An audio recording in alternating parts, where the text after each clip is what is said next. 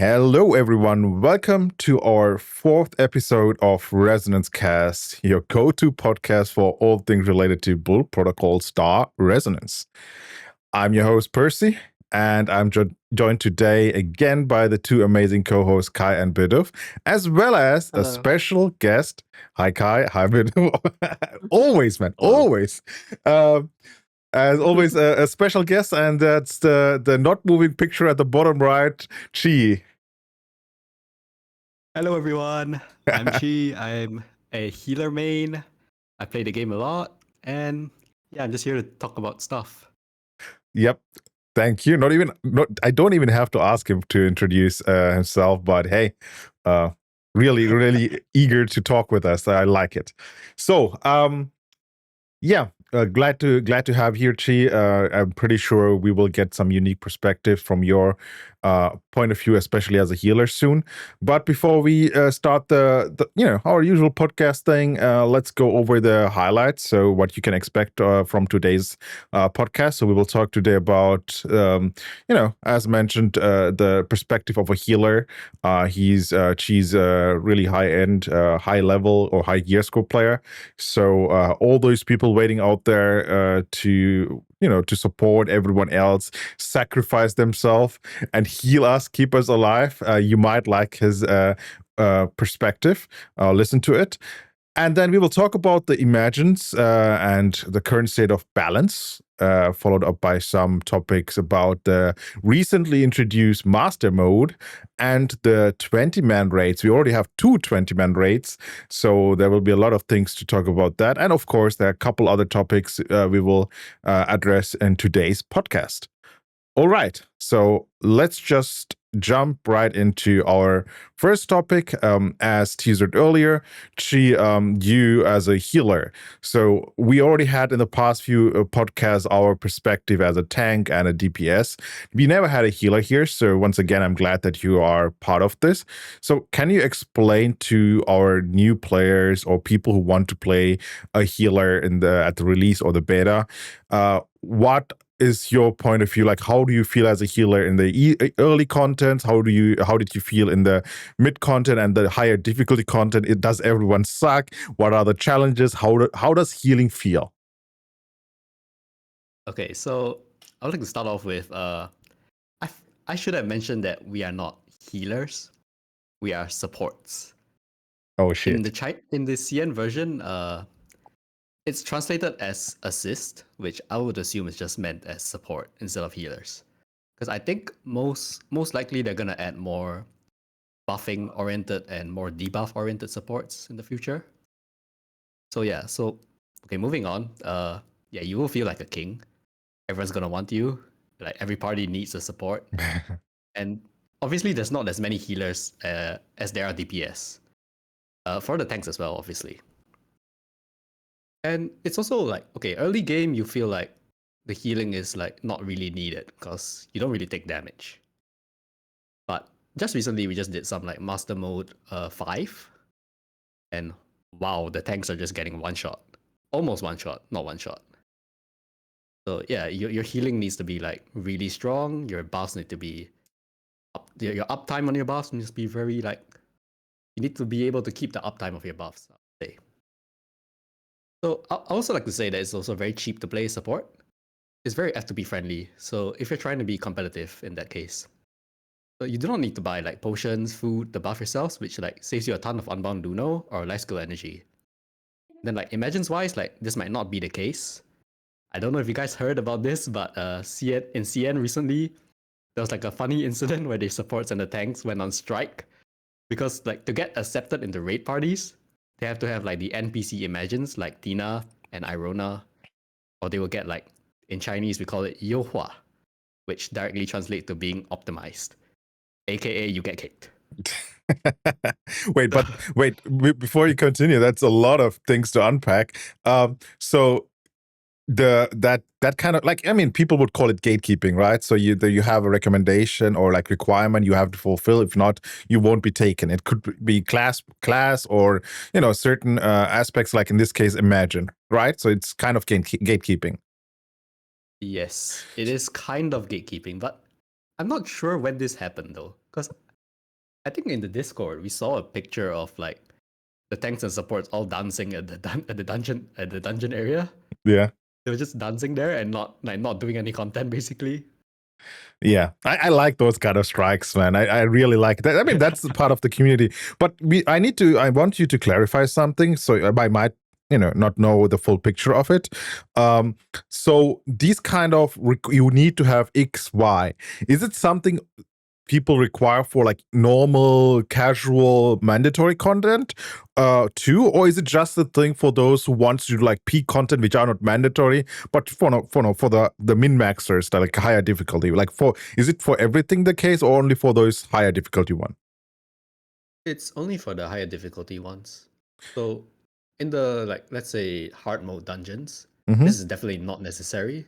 Irona, Tina, you don't need them. You can just use purple imagines. It's fine. Yeah. But because of this hard mode rate that we had, we are under gear score. We're not at the gear score. So you can see why those parties want like NPC imagines, which help survivability, which boost your DPS. Yeah, that is why they want these imagines in for the supports to bring or the tanks to bring. Yeah. So once again, this is something we always, if you listen to our previous podcast, which I hope you did, here I'm always trying to, clarify if this is, if it's the case only for high content, high difficulty content, which is optional, and for min maxes, or if it's an issue for the average player who wouldn't care about hyper min maxing and doing the highest peak content, which obviously requires way more optimization like in every other game. So once again, thanks for clarifying that it's the case for the no life for the min maxer content. Yeah. So you also said it's a pretty cheap pretty cheap to be a support player otherwise, like as a casual player, which I think is another plus, and it's fine like this because it incentivizes people to pick up the role, right? Hey, I don't have much time, I don't want to invest in farming stuff, I would just be play something which get accepted. Yeah, pick a tank, pick a healer, and you are fine for the normal mandatory content. I mean, that's what I'm getting, right? Do you guys agree? Do you guys think it's fine if those least pick or unpopular classes come with this innate benefit? Kai, Bidoof? Yeah, What do I you mean, think, as Kai? a tank as well, I think I don't really need like anything high end, or I basically when the food is consumed and everything from DPS, I never need to like consume food, so that's another worry taken away. Even with the imagines, there's a few okay purple imagines, the gold imagines, like the boar, whatever. You can get it pretty easily at least one time, and that's basically all that matters. So overall, I think yeah, definitely. I like to point out that I'm the only DPS in this call right now. So everyone else here doesn't have to use potions. Well, I'm over here having to spend a lot. Yeah, boohoo to me. I have to spend a lot on potions and food every run. And then I also play Yaido Slash, which is a subclass of the Stormblade class. Recently it's been getting a lot of slander too from the Chinese community, calling it like a bad class. So like I have to really overgear to be accepted into these kinds of parties. Oh, everyone, please sympathize with our poor Bidoof here. Okay, Bidoof, thank you very much for sharing these painful experiences, your day-to-day experience problem. in this game. Thank you very much. It would have, it would have hurt more if you weren't a whale and no life. Kidding, man. I mean, that's an actual thing, right? So people would say, "Oh yeah, get good, don't get hit, then you won't use heals." But it's obvious that DPS classes need to bring those things on, like heal and buff food and play to a certain degree better than not in general, but in a lot of cases, compared to tank or healer, especially in terms of optimization, right? You don't have to, as a healer and tank, you don't have to bring a lot of high end stuff. You get accepted way easily. But at the same time, if a tank or healer messes up their job, everyone else dies, right? So that is usually the case. It's not about one person dying, but it's most likely multiple people. If a DPS, fucks up stuff, they die. It's only one person, right? Isn't that the case in this game too? Yeah, I mean, except during boss fights where it matters, but just during or raids where it matters, but during regular dungeon clears, yeah, while you are on the way to the boss, it doesn't really matter. The thing that matters most is the healer and tank staying alive. Because if those fall, it's just like a domino effect. Everyone falls, basically. Because then the DPS get aggro and then just goes downhill. If there's not enough healing, the tank dies. If the tanks pull too many mobs, healing can't keep up. Yeah. And once the tank dies, everyone dies. Exactly. That is usually the case. Or the DPS pulls one extra group of mobs because he thinks the tank he can judge the tank better than the tank himself or herself. Yeah, and then he wipes the entire party. Yeah, I see that very often as a tank. That happened, yes. Yep. So at our future DPS or damage dealer players, please let the tank pull, except the tank tells you, hey, can you help me pull those additional groups? Don't be that person who pulls additional groups and just increases the death count of everyone. Okay, Cheese, I interrupted you earlier on your healer train because there were a lot of stuff to unpack. So and when you kept going, and I don't want to forget some important stuff. So keep going. So you TLDR, you mentioned higher difficulty requires more min-maxing from healers and tanks. We just talked about it. Are there any other issues, and what are the other benefits other than having you don't, like normal content, you don't have to be min-maxed? So issues wise, I would say is the NPC imagines. That one's just a big issue because it's so expensive to make. Let's put it into perspective, okay? +5 Tina is 280 gold materials. A +5 normal gold imagine is just 145. It's almost double. Oh shit. It's insane how expensive an NPC imagine is to make. Do the people recommend or ask you to have a higher level Tina, or is it the base one fine? Because as a tank, I have Gold Fang and I have the Ogre to the Lightning Ogre, which are the go-to one. You once you show people you have that, everyone is mega happy that you will have it and would like to have your tank. But they never asked me to have it a higher level. Like base level is totally fine. Is it something different for healers?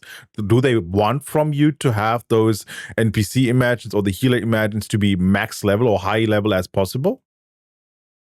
Oh, so it's mostly base level for now. I say for now because we don't know what nightmare mode is gonna be like. Yeah. So okay. They would usually just ask, "Oh, do you have Irona? Do you have Tina?" And then that's it. If you have either one of them, they'll probably just let you in. Okay, so then let's bring that into the perspective of, hey, if we talk about the current situation, let's not speculate stuff, right? What if later it's this the same thing people require or ask for. So at the current level of sweaty endgame content where people expect certain non-mandatory content, people expect certain images from you as a healer or support or as a tank. Now, mostly about the healer, you are fine with the base NPC imagines. And as far as I know, getting the base is not that difficult, especially the game throws a lot of free mats at you.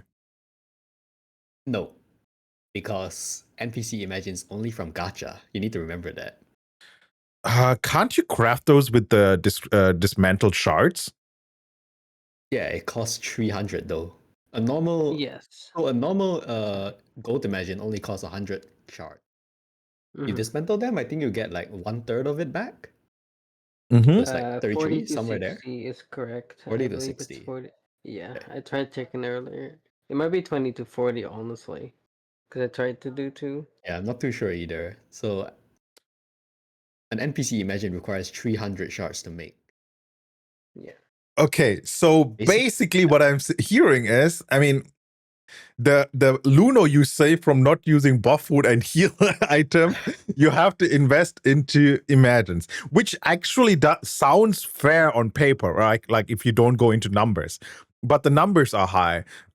Do you think it's justified that that this is required? Once again, it's for the mandatory high difficult min-max content. Do you think it's justified to ask you to have the base level of that, while keeping in mind that you don't have to invest anything else in hyper min-maxing your gear stat wise or getting buff food constantly or heal pots? Do you think it's a fair trade? I would say no, because okay, if we're not talking about numbers, then okay, but I know the numbers, so I would say no. Okay. So then let's say number wise, right? Like if you don't know the numbers, like it sounds on paper like, oh yeah, that sounds reasonable, right? You guys are hoarding gold on other stuff. You don't want to spend it at all. So what number wise, like how much more expensive is it compared to as a like a Bidoof who chucks thousands of pots and buff foods per run? So it's one food per 3 or 4 runs, and 1 pot per 2 runs, I would say. That is a total somewhere around of that. 15 to 16k Luno. Wait. Bidoof, does that sounds correct? Like you are you using 1 pot per 2 runs? Yeah, that sounds fairly accurate. Hey, don't lie to me. It sounds like you're using more than that. That's correct. Okay. Sorry, I was just joking. Continue, please. Yeah, so it's around like 16k Luno. Yeah, and then this Tina or Irona imagine a base one. So to get your 300 fragments, you need like, I would say, around 8 normal gold imagines dismantled, somewhere there. Mm-hmm. Or you just get it from the gacha. Okay, let's say it's hard pity, 80. Mm-hmm. Let's say we get it at the 80th pull. Like 150 rolls out per pull, correct? Yeah. Yeah, so 12,000. Yeah. Okay. 12,000 rose orbs. Yeah, I mean, that sounds a lot, but at the same time, we need to see how many free rose orbs we get through the events, because we got so much of those rose orbs in Chinese server through events and to compensations and login rewards. I feel like I could have crafted like 4 or 5 gold imagine as a free to play, not a support one, right? I might say maybe 2 base support imagines, NPC imagines, but I could have crafted like 4 or 5 gold imagines kind of easily if I used my raws off mainly for this purpose, right? Yeah. No, I would say it's only 2 or 3. I was gonna It's say not that 2 or much. 3 maybe max, because it's unlikely, because the materials are sky high as well. And the limited amount of materials you can obtain as a free to play, it's not very likely that you're not even gonna get 2. I'm gonna be honest. 2 gold imagine. And one thing we have to keep in mind, as you said, a lot of it was from compensation for like the login issues and everything, right? And some other issues. Yeah. We can't be for sure that we get that same type of problem in the global, so the same type of compensation might not exist. Yeah, but we can hope for this. Please fuck up the servers. Hope for server crashes. Whoa. Yeah, I mean, okay, yeah. But the Chinese server also has the shop where you can, unlimited buy the materials, right? And once I said, if you don't spend your rose orb on other stuff and you want to have the imagine, I think you could buy tons of those material boxes. Like I didn't spend most of my rose orbs went for some, random shit here and there. No, I didn't even spend any on those boxes, but I think I could have, get like easily 20, 40 of those or even more of those boxes, and you get a lot from tower, and if you are lucky you get also from world bosses. But yeah, maybe 4 or 5 is a lot, but like 3 max 4 is doable with the amount of rose orb we got. But I agree, we can't expect the same to happen in our server.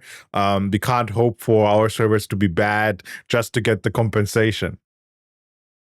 Yeah, so back to Chi, like if you have anything else to share about your healer stuff, so we know so far the difficulty of getting the Imagine base NPC Imagine, but at the same time there are also some other benefits you have as a healer.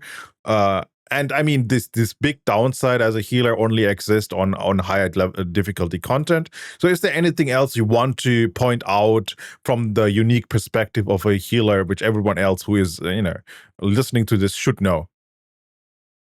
All right, so I would say that sometimes your job is gonna get a little boring because when you're just doing like the same easy difficulty dungeons over and over, it can get very monotone because you're just spamming buttons and then like I'll get to that in a little bit why this is so. So for gameplay wise, as a hardcore player, I feel like it could use a little more skill expression. But I understand that the main audience that the game is going for is casual, so it's like good for a casual playstyle. However, like as a support, you have too much arena-wide AoE healing. There's no targeted healing. So it would be nice if like heals had a small radius around you that would require your team to like stand around you. Currently, you can see everyone can just stand anywhere they want. Can stand like opposite you, can stand at the end of the arena, they still get healed. Yeah. So it's like there's not really much skill expression. You can just stand still and just spam your buttons. Okay, that's a good point you brought up, skill expression, right? And I like the fact that you pointed out, hey, on a lower level, no, it sounds bad, but on a casual level, on mandatory content, it's easy, but at the same time, you said, okay, that's perfectly fine since the game focused on casual. The issue you pointed out that it being boring and so on, and needs more expression is something you desire as someone. I wouldn't call you a casual, right? You are more invested. You are more on the hardcore side, which is not a surprise if you look at the other 3 faces in this chat. But it's still not bad to express that, but we need to be aware of that. Once again, the majority will be casual, and that might be something they really like, that you don't have to sweat to be a healer. So now let's go back to you mentioning that healer, everything is non-targetable. It's AoE, which makes it more simple to do your job well. But at the same time, how would you explain it to me that there are still bad healers? Like if I go as a tank, even in a mid content, not like a hardcore content, I can feel it as soon as I have a bad healer. So if everything is so easy and everything is AoE, what can a healer do wrong to basically fuck it up? So I would think it's because of resource management. So, okay, so I would mainly assume, is it oracles or is it soul musicians that you're talking about? I mean, at the beginning, I had a big issue with soul musicians because I learned later that soul musicians are really hard at the beginning. They don't provide as much heal because of some synergies compared to oracles, but later on, they are on par or sometimes even better. Depends on the player, of course. So I don't want to judge based on that, but in general, both classes, you can still feel if a healer is not doing their job well. Okay, so I would think it's mainly these players don't read their skills, and the talent points, like their allocation may not be optimal as well. So if your talent point is not optimal, you can feel that you aren't getting as much resource back when you spend them. Mm-hmm. So you run out of resources, and then you cannot heal. Your cooldowns are too long. So those players will feel like it's just casual players, I guess you can say. You can't really blame them because they just play the game. Just play the game how they want to. Yeah. I mean, I get that. I mean, that would be totally fine in the normal, mandatory content, which everyone has to do. But once they get into harder content and try it with zero knowledge, so then it is evident that they are lacking knowledge, basically. So it is not as easy as it sounded like at the beginning. You can still make mistakes. So imagine they have the perfect build and so on, but can they still mess up their rotation or resource management and be inferior to someone who does it to a decent level, not like a pro player? It is still possible to run out of resources because of the way they use their skills. There's still a set way that there's certain like thresholds you need to use your skill set. That's okay. So for Oracle, you can regen your energy by using a certain skill, but that skill has like a mid to short cooldown time. If you spam it when you're full energy, you're gonna run out of energy really quickly. Okay. You still have to like think about when you should use your skills. But then again, then basically you're just staring at your skill bar. Okay. I mean, not really staring at the boss. Yeah, I mean that sounds boring from our point of view. Once again, we have high expectations and we want every class to be more engaging.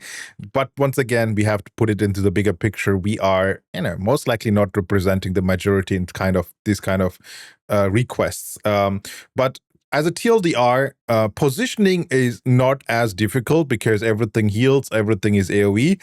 The difficulty comes from people not doing proper rotations and knowing their skills well. Is that kind of the correct TLDR? Yes. Perfect. Or they play DPS Healer. Oh yeah, That yeah. is also an issue. That is also an issue. Why is that issue? I will get into that later. What do you mean later? I mean, it's later is now. Except you have anything else to add to this topic. Oh, okay. So I would like to say so we know that they're adding the UI customization coming soon. They say they're working on it. Yes, so. But currently, the UI is really, really bad for any resource heavy class, I would say. So in higher content, I don't know if I should say this because you said to keep it to casual, but I just want to say that in higher content, you have to dodge attack mechanics, you have to dodge abilities, but you also have to look at your resource bar. And where is your resource bar? It's so small and it's above your skills. Yeah. Okay, so yeah, I mean, you should mention this. Like, there will be still people here who are like, I don't know, the 5% of the player base who cares about this higher difficulty content. So the fix that we want is basically let us move and resize our resource related UI and move it to the a little bit higher or wherever we want it, so that we have everything on one place, right? Yes. Yeah. That sounds like a reasonable request. I mean, that might also help out a lot of other players who are playing in casual and they just want to customize the positions. It's overall a nice thing to have, and I hope they will add it soon. But it's one of those soon TMs we will talk about later in a different topic. But yeah, we'll expand on that. Yeah. So what else do you have as a healer, man? That's a lot of great insight you provided so far, and Right. Yeah. So, other than that, I think there's a lot of potential for new support classes, because currently we only have a buffer / healer. Yeah. I would say Soul Musician's buff is very stale. When I heard about Soul Musician before knowing about the skills, I thought like, oh, can I buff my teammates' critical hits? Can I buff my teammates' damage, just raw damage, instead of buffing a main stat? And I heard it when I went through, because I translated the skills. So when I went through the skills and I saw there was only main stats, I got really disappointed. But it might have been a balanced decision, right? So it might be easier to make the buffs around the main stat without having to interfere with other damage increasing buffs and having like overtuned things. These kind of things I'm very careful about because I don't have the background knowledge to say, hey, this is a better choice or not, because I don't see the numbers. I don't know how everything is programmed there on their end. But why do you think it is a bad choice? Oh, I think it's fine to have Soul Musician as it is right now. I just think that there's like more room for some skills that like you press it and then it just buffs something else instead of just main stats. I'm sure the dev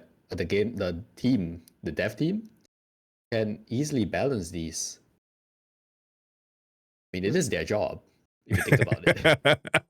that is the requirement we put on, or that's something we ask every game dev. But at the end of the day, can you call or tell me an MMORPG with more than 6-7 classes which is perfectly balanced? No, right? So Fortunately, yeah. So I mean, hey, there's always room for buffing other classes. Yeah, Moonblade. but you can't, like, I am not a fan of only buffing, because you run into at some point into power creep. You have like millions or trillions of damage numbers, and then they need to be shortened. And once again, I totally disagree on the approach of just buff to balance. Balance patch should include buffs and nerfs, so that you always try to get everything closer to each other, because you will never be able to get like, based on what I have seen so far, you can't get the perfect balance. It's always about, this balance patch boosts this class a little bit more for the next few months until the next balance patch. As long as every class gets their turn, I'm totally fine with it. I am not someone who has this wishful thinking of, it's just that simple, just make everything equally strong. Of course, it sounds from my point of view simple, but I have no clue about what actually, what kind of parts have to fit in to make that happen. And apparently it's difficult based on all the devs not being able to do that from all the different MMORPGs. So a lot of points on a graph make a line, and this line seems to point towards it's not that easy to balance. Yeah, I definitely agree that there should be buffs and nerfs, but we'll have to see, because they did nerf Ice Ray. Ice Ray got shot, I would say. Deserved. But it's still not. It's balanced now, I would say. It's actually just it's in a decent state. Yeah. I was gonna say, I believe Falconry was also nerfed, right? From beta to live. Yeah. So. Yes. Falconry got shot even harder. Yeah. Which is fine, right? Like, it was OP, then all the players who love the OP class will complain now it's trash, but you have to always face the reality. What they call trash might be just actually balanced now. They just want to be OP. Yeah, as someone that has played Falconry, I think it's actually pretty fine balance now. It's just some stuff is now just better, which we'll see probably with balance changes again change. Yeah. So. Yeah, we'll be getting balance changes soon. So hopefully we will see a good bunch of nerfs and a good bunch of buffs to weaker classes. Yeah. I'm totally in favor of that. Yep. Bidoof wanted to. I'm pretty sure Bidoof wanted to throw in. Go ahead, Percy. I mean, Bidoof. Definitely my class. I need some buffs. Yeah. No, you don't. But turn down the scale. What about Moonblade? What do you think about Moonblade, Bidoof? What do I think? I think everyone knows already. I don't need to repeat it on the podcast. I'm okay. Isn't Moonblade OP? No. Yeah, it's very OP. Yeah, it's very OP. OP at being the worst class in the game at the moment. Yep. I mean, it's totally fine if they buff it. I mean, Bidoof as a mega whale will see higher numbers even, but who cares about peak players or peak gear scope players? It should be all about the casuals. If casuals love to play Moonblade or the other one, the name I always forget, if they want to play it, they shouldn't be in a situation where it's like, oh, this is a shit class forever. So if you like it, yeah, it's your fault. It should be like, they should have should be able to have the expectation that the next patch gonna make it a viable class. It doesn't need to be a OP class. It just needs to feel fun enough to to do the casual content and be excited about it. So I think that is always the correct approach for a game like this, which focuses more on casuals than on peak players. Even like I may brought that up in our Discord discussions a while ago.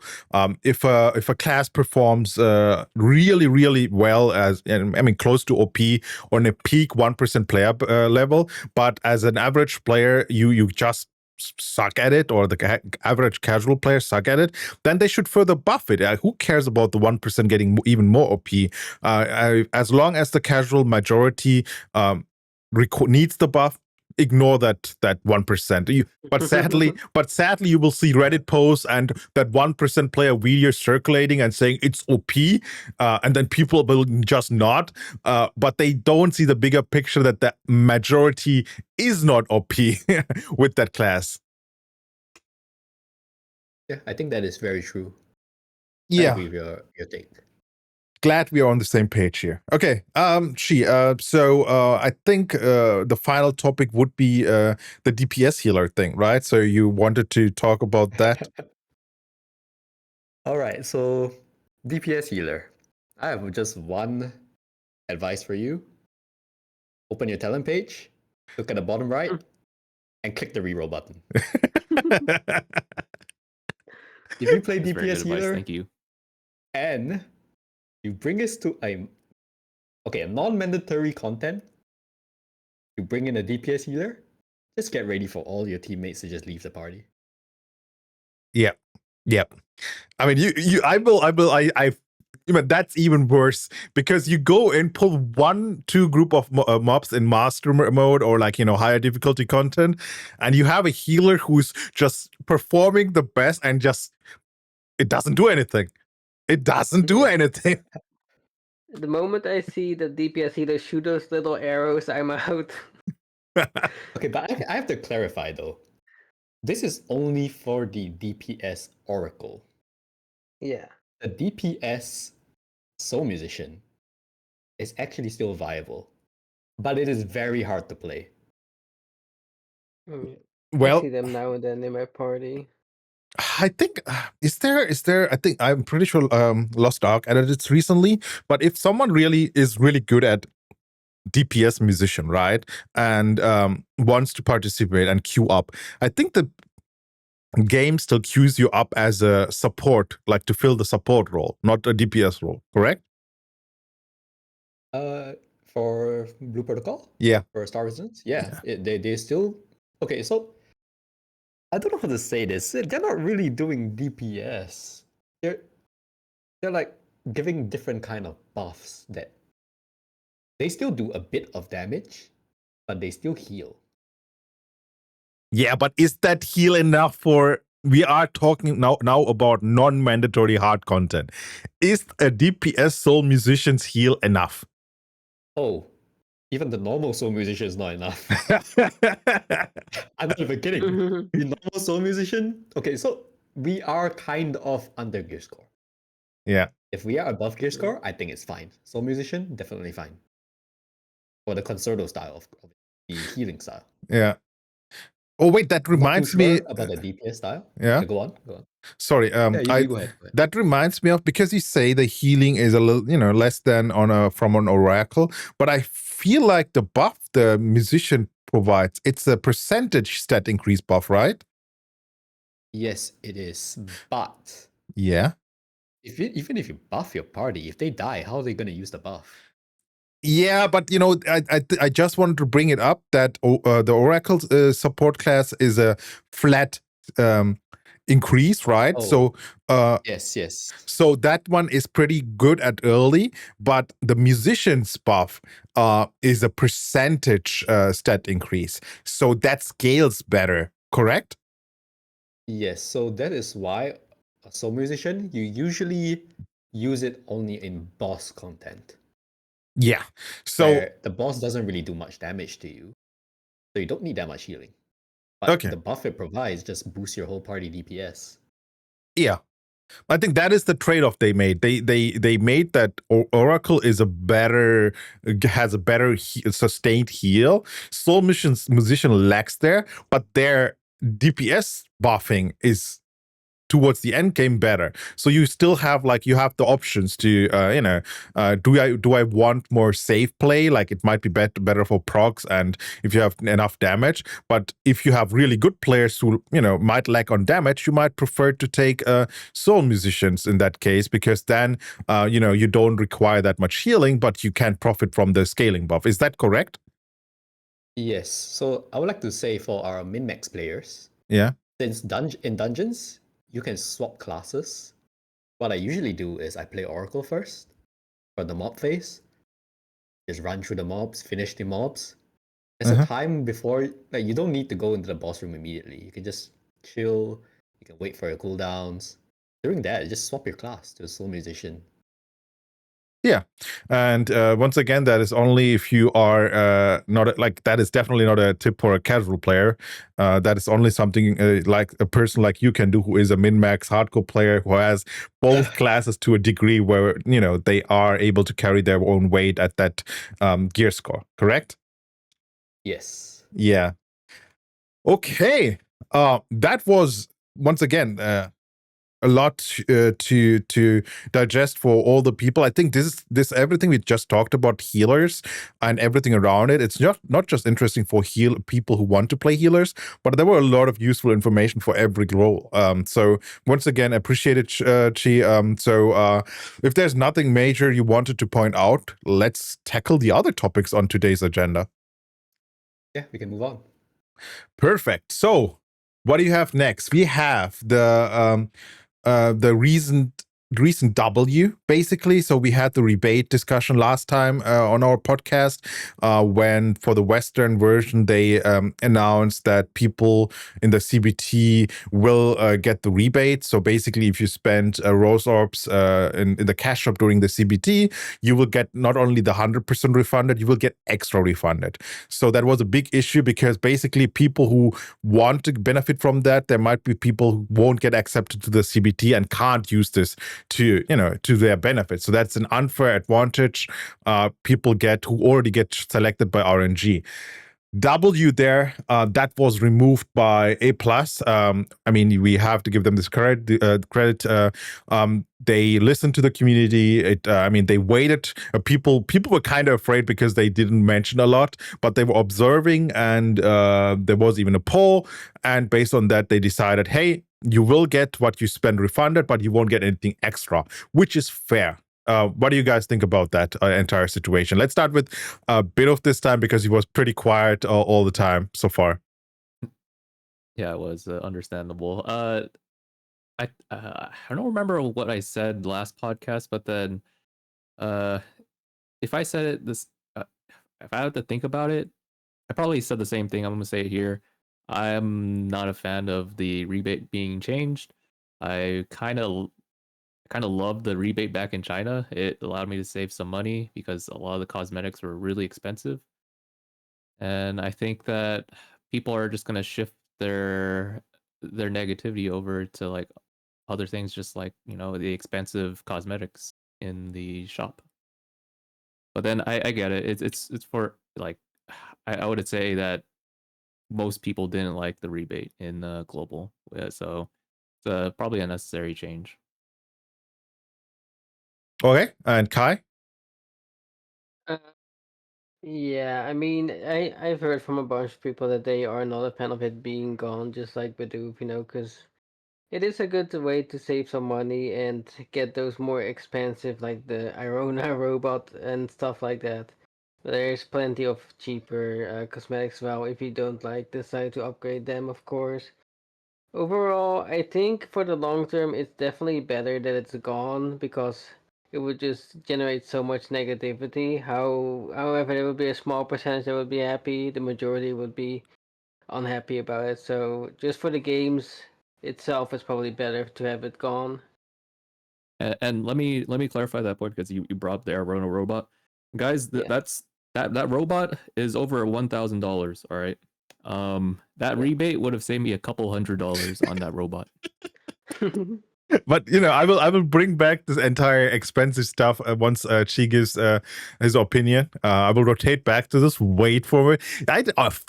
Fucking difficult. You guys make it so difficult to bring things up in a group perspective. You guys drop some stuff without any content. People who listen for this the first time, there's a high possibility they completely misunderstand it. But okay, let's rotate back to this as always once Chi gives his opinion about it. Okay, so to me, I think it's a good change. So I'm not from the West, I'm Asian. So my perspective of the West is that they hate pay to win a lot. And most importantly, they just hate unfair advantage. So having a rebate in a closed beta, I think it's definitely something that will give an unfair advantage to people who have access to the CBT. I think it is a very good change by A+, definitely. It's a good step in the right direction. And the problem is, I think it just wouldn't have been an issue if this wasn't announced in the first place. Oh, you think they should have kept silent about it and just did it? That would be so much worse, man. You have no idea how that would have, made the game go down the line easily and really quickly. That's not what I meant. Oh, okay. Sorry. I am a community member, like a mod team in the official server. Yeah. So I do have some background knowledge of what's going on. Yeah. But yeah, so there's a reason why I say it would have been an issue if this was discussed thoroughly. I would like to say A+ does not have, because they are a Chinese company. They are not a Japanese company. Yeah. Yeah. So they are also an Asian company.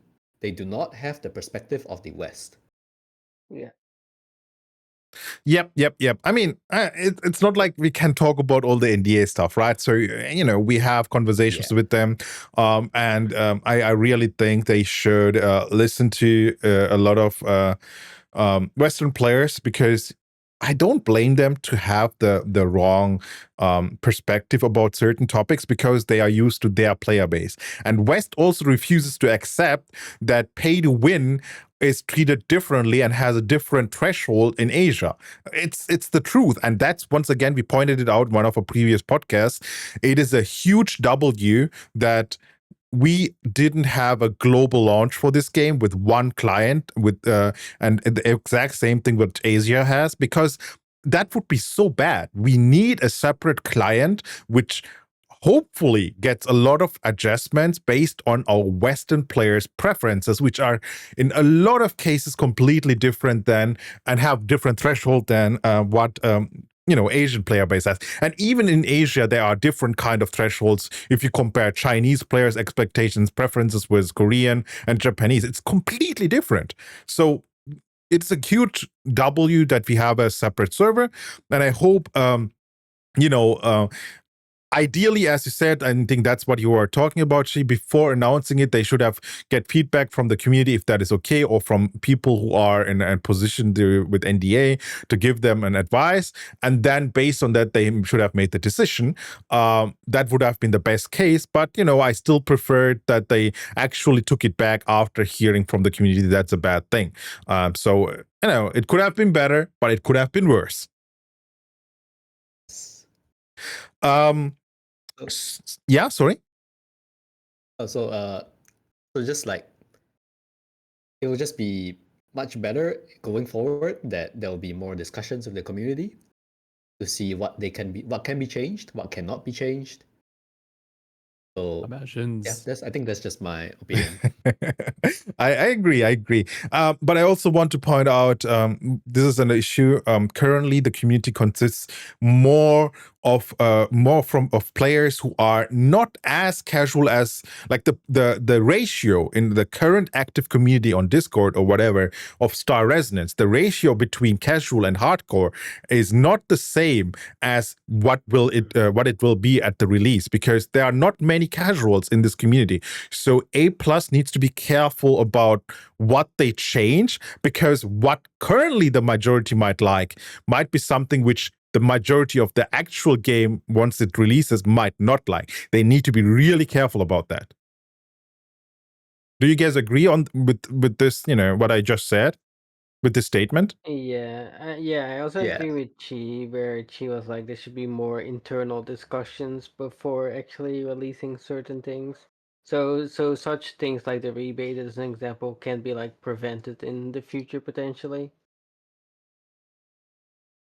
Yeah. And before I circle back to that cosmetic thing, which I mentioned earlier, one final thought here is I can understand why they didn't listen to the few mods, NDA mods, or the few people who they have NDA with. It depends on how much experience they bring to the table. Like a lot of mods. And I'm not talking about you guys, but I know from previous events, previous games, a lot of mods or a lot of content creators who have like the more hardcore audience or are not just representing the casuals, they think they know the best about what everyone wants. And not always does it synergize or actually transitions into reality. So I'm totally I can to a certain degree understand from their point of view why they don't take everything a mod says, who is like, oh yeah, I played this game in China for 4 years, or I've been following this game for 5 years, so you should listen to me.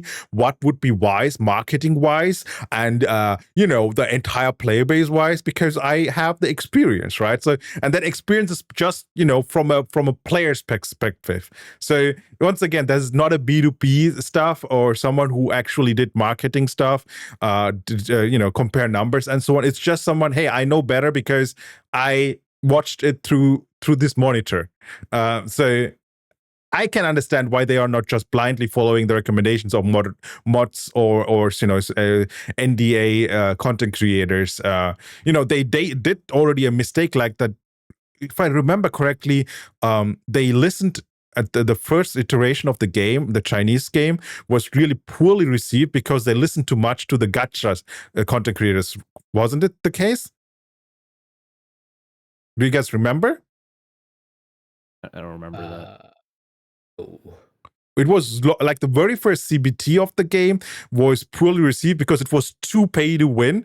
And they admitted at some point, oh yeah, we were, talking too much about, we listened to the wrong people. I recall something like that early on. Yeah, so that is once again an example of how you can listen to people, but the wrong people who pretend like they know, but they have not actually the idea about what is working behind the scenes. So I know it sounds harsh to say, hey, they shouldn't blindly trust what you say, but I think this, like, if we watch it from not our personal emotional point of view, I think there is some reasons which justifies why they don't always listen to people like that, in a smaller audience or smaller circle. Do you agree that, or are you like, no, they should listen to us? No, I agree. Because they're a company, they should have the final decision to whatever they want to do. We're just giving our feedback, our opinion, basically. Yeah. And the value of your opinion, you need to bring that into perspective. It's, it just because you played the game or following the game a lot, doesn't mean your opinion has so much more value than any other community members or their experience with other games, right? So this is a difficult dance between community, long active members and the company. So it's not that easy as people assume. But yeah, so let's go back to the costume situation. So Bidoof said, oh my God, I would have loved it to have that advantage of rebate because all the costumes are expensive. So are you talking about all the costumes in general? I know the answer to that already, but I want to hear that from you. Or are you talking about specific costumes, which are, the legendary costumes, the rare costumes from Gacha? Basically, that means, are the other costumes which are cheaper just ugly? The cheaper ones, they're really good actually. Like the casual wear, they're like part of the dollar menu store. That they look good. Oh, excuse me, they look good, but like, yeah, you probably know the answer. Like you said, it's mainly for like the gacha cosmetics, and then like the premium store. Those usually cost like upwards of like at least 100 plus dollars easily. And Yeah. I would have liked to sell, or not sell, but like to purchase some of those cosmetics without having to, cost me an arm and a leg for that. Yeah. So yeah, I just wanted to bring once again, give people the context that you are talking about your expectation of having those juicy premium stuff, which, to be honest, I mean, let's vote here. The current gacha, the fishman costume.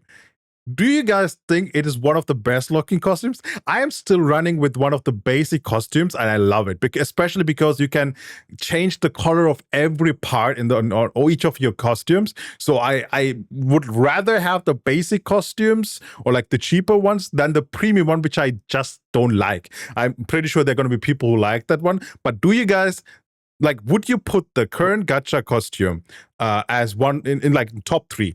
Kai. Well. Oh shoot, go Kai. And no, I like this Void costume we got for free probably the most. Other than that, the Kanemon tribe costume that you can get for free with like master, what's it called? Prestige points. Yeah, those two are probably my favorite at the moment. Yeah, but that's also one you can't just get by money. It's something you have to earn through playing the game, right? Yeah, they're both basically free at the moment. I don't know if we're gonna get the Void one for free in global as well. We'll have to see. Yeah. Okay, Bidoof. Well, like you guys play male classes. Well, Percy, you play a male class, right? That's why you don't like the gacha outfit. The female one is just miles better, leagues better than the male one. Do you agree? I would say the female one. Yeah, I would say the female one looks really good. Yeah. Okay, for you it's in top 3. Okay, Chi. What about you? Do you like the fishman, fish girl costumes? Nope. I don't like it. That thing looks like trash. Sorry. What the? Compared to the bikini? Hello? Yeah, that looks so bad. Way better. But once again, this is just personal preference, right? Like there are a lot. This is fantasy world, though. Come on. Yeah. Once again, I rather wear my bikini. Yo, calm down, man. Calm down. It's bikini IRL, man. Oh my god! From all the topics, from all the topics we had, this is the one which starts a war. Okay. No, I mean this is basically preference, right? That makes once again clear. It's not the costume is trash. It's just some people don't like it, some people like it, and at the same time, we are bringing everyone to the awareness that there are really nice looking, really cheap costumes which you can just get for free, or I don't know, within 1 or 2 days from all the free stuff you get, and they look, from my point of view, for example, the current free one are way better than the gacha one. From Bidoof's point of view, which a lot of people will share, the gacha ones are great. So actually, this is a good thing to hear, right? So in other games, you have like all the free costumes are trash. That is clearly not the case. Even if you don't have any costume, if I disable all the costume and I show the appearance of my armor I have equipped, that looks sick too. I mean, at least for the male ages or the strength armor, it looks really nice.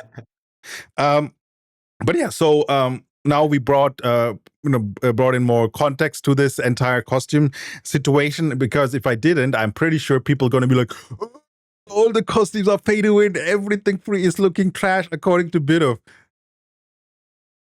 Okay. Let's calm down, people. Let's not talk about costumes again. Apparently that is a really sensitive matter. It's a hot topic. Yeah, it's a hot topic. Okay, let's move on to the next topic on our list, which is the live stream discussions and the content preview and the meme. Okay, Bidoof, I think you were the one who wrote it. You want to initiate it? Oh yeah, of course. In the live stream discussion, I think that happened the 1st of August. Correct me if I'm wrong, guys. It was August. It was August 1st, Okay, right? When the election second or happened? fourth. To be honest, it Or- doesn't matter. People will just care about the content. Okay. So they at the start they apologized for all the server issues that they had, and then they like wanted to remind players that they gave a lot of compensations out to where like you can spend all these compensations. Like they gave a lot of bound rose orbs. You're able to use these rose orbs to buy some of the imagines. That's what they pointed out in the live stream. And then later on, they showed a trailer for season 2 content, which showed like the story, and then they showed like this new gigantic map, which is the Bahamar Mountains. And then yep, I was really excited because that's gonna be one of the like old maps back in OG, and then now they revamped it. It looks way better now. And then after that, then they had the QA session, which I think was kind of memed by both the global audience that were watching and then also the Chinese players mainly. So it was like pretty much they ran down like a few questions, and then most of them were just like, most of the answers to those questions were like, yeah, we're working on it. Don't worry, we're gonna discuss these issues with the dev team, and then we'll provide a response later on. So like most of those were just like, we are working on it. Pretty much, that's just what the QA session was. Okay, so thank you for the TLDR. So let's focus on the actual only one thing we should discuss about. I mean, obviously I agree, the nostalgia region, would love to see it. Overall, the content was really good, right? We know that next season will also drop the final version of housing, if I remember correctly. So I'm looking forward to that, so that Bidoof can slave away his friends on his home apartment. Yeah. But the meme, right? So we are working on it. Let's talk about this more. So we know from other games they do this too. We are working on it, but in other games we also know, and that's why it has such a bad reputation. We are working on it. 99% or like 90% of the stuff they don't do anything. So from all the things we have seen so far from Bakura, who are the developers of this game, do you guys have the feeling that they are just memeing, we are working on it, or are they just trying to work on all the things, but there is just a priority list and they're working down the list? Me personally, I think I wouldn't say they are perfect, or that would be a lie, right? But from what I have seen so far, from beta to even after release, and what we also get from A+, because A+ has to talk with them to get those changes, right? So what I can see is there are a lot of things they're working on at the same time. Once again, housing system, they want to improve more content. And they are just working down the list. It takes a while, and it's everyone's personal decision or choice to make if they want to give them the time to make everything correct, or it sounds easier to say, yeah, I want everything now. Okay, I mean, that's from a player's perspective, but I want to go away from that and see, are they working on it really based on what they have shown so far? Do you guys really think they are working on it? Chi? So I believe most of us missed their response. They actually did come up with a response, I think, quite recently, on all the Q&A answers, on all the Q&A stuff, basically. Yeah. There was like a blog post. Although what they responded with is most likely everything's going to be delayed a little bit. So how long is a little bit? I don't know. Yeah. Okay. So I mean, that's basically we are working on it, just rephrased differently, right?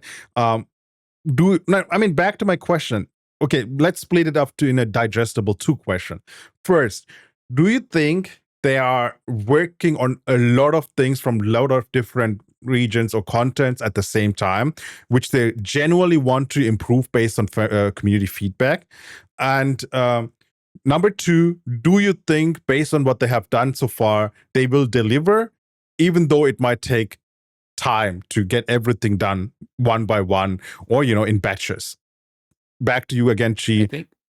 Oh, sorry, Bidoof. Okay. This time, Bidoof, go for it. You want Yeah, it. go for You it. get it. Okay. I think they'll definitely deliver on most of the things that they said in the QA.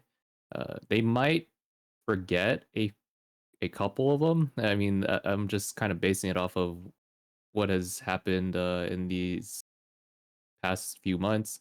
I remember there was like one change that they forgot to do, and then there was like another change they forgot to do. So I expect them that they're really backed up. There's like a lot of things that they want to work on, and then some of the ones that they like delayed for a while, like we're working on it response. I feel like they might forget a couple of them, but we'll see. Okay. Then Kai or Chi, whoever wants to take the mic. So Yeah, go ahead, yeah, I Chief, think they first. will. Yeah, Oh, yeah, I think they will deliver on most of the things. Uh-huh. But yeah, it's most likely going to be delayed. So everything was planned for September, if I'm not wrong, for the mid-season update. Yeah. It should probably some stuff will pop up, like let's say the DPS meter that they planned for, Mm-hmm. or the UI. Maybe some parts of the UI customization will come up first, and there'll be slowly more stuff added in. And when they release some of these stuff, I'm sure the CN community will remind them, like, oh, you forgot to add this. Oh, you forgot to add that. That's probably what's going to happen. Yeah. So TLDR, you're saying you based on their track record so far, they will most likely deliver everything, even though it might take time. That is what you're saying, right? Yes. Yeah, that's correct. And Kai, do you agree with that? Yeah, I think they just have a lot on their plate at the moment with preparing like the stuff for the season 2 update, preparing stuff for the mid-season update, preparing stuff even like keeping track of other regions they're probably in contact with as well. I just think they have so much to do and they already overwork like all the time. I'm sure they might forget some stuff, but I mean, if it's important, it'll be probably reminded by the community. So Yeah. Whoa. There's one change though. Sorry to Yeah. interrupt, but there's one change that they announced in like a newsletter. I think it was like sometime in June or May. I think it was June, where they're like, all right, we're gonna add a limit to how many times you can pull in the Imagine Gacha, so that it can be fair for free to play in Wales. And that was never a thing. They never added it. Yeah, and like the thing is like, and that's probably gonna tie into our next topic later. Is that it's just Imagines are really so strong, and there just need to be more limits so that the gap is like short, like it's shortened between the free to play and the whales. Yeah. I mean, I agree with that. Like, it would be nice to have that. But that also brings into perspective, we were, just discussing about, oh yeah, like based on their track record, the majority of things they deliver when they are working on it. So we trust them to do that, and which is already really rare for most developers currently, or recent games which got released. But then they only need to fuck up one thing, and it's how we are. We are humans, man. They can do 99 things correct, and then they fuck up one thing, and we forget about the 99 things. But it's fine. It's fine. So I'm agreeing with you. They should add that limit. But after playing it so much more, I think I would prefer, like, I would have both, but I would rather have them add the limit to the boxes in the shop for the materials first, than adding the limit to the gacha. The boxes for the materials are the real issue from my point of view. Once again, these are for the min-max contents later, where you need to have all those perfectly min-max stuff, especially as a supporter, as we discussed earlier. Yeah, Kai, sorry, go ahead. What I wanted to say is I know there's no limit on the gacha at the moment, and I want to see it as well. But I realize that there's a limit that exists of some sort. That is that I remember I pulled like a Tina, and then you couldn't pull like a Tina for the rest of the week. Is it still a thing, or like I can be the only one that noticed that, right? And that's the only limit Yeah, of sorts that y- I noticed when it comes to any limit with the gacha. well, it like you can wish for the specific NPC Imagine, Yeah, but then you can only wish one time per week. yeah. So it refreshes after a weekly reset. Yeah, that is Yeah, that that's is the only actually a one I noticed. good system. Like if if you're running towards the PD, that you get at least what you want, right? Right. Mhm. Yeah. So but I mean, we you know, back to our actual question. So we basically agree that they will deliver, but it might just take some time. And I'm Kai brought it up. They're not only working on all their region and their stuff. They are also working on all the other regions. So there's a lot on their table. But as players from Western, we don't care about how difficult that is. We don't care about how overworked they are and if they are really delivering. We just want our things, right? So I mean, it's at the end of the day, we are consumers. We don't care what the backgrounds are. We don't need to be hypocrites to pretend like we care. We just care about the end product. That is the truth. That is something people really, don't want to admit. But hey, yeah, that is just a fact. So, and on top of that, Chinese players, man, we will talk about at the end of the one of the different topics we will address today. They are really harsh if it comes to critics, and if the developers don't listen, don't do it fast enough, dude, they will just band together and pump down every rating of that game until it's met, even if it's a small request. I think that unity is amazing. But yeah, we will talk about that later. So let's move on to something we already kind of transitioned into, which are imagines.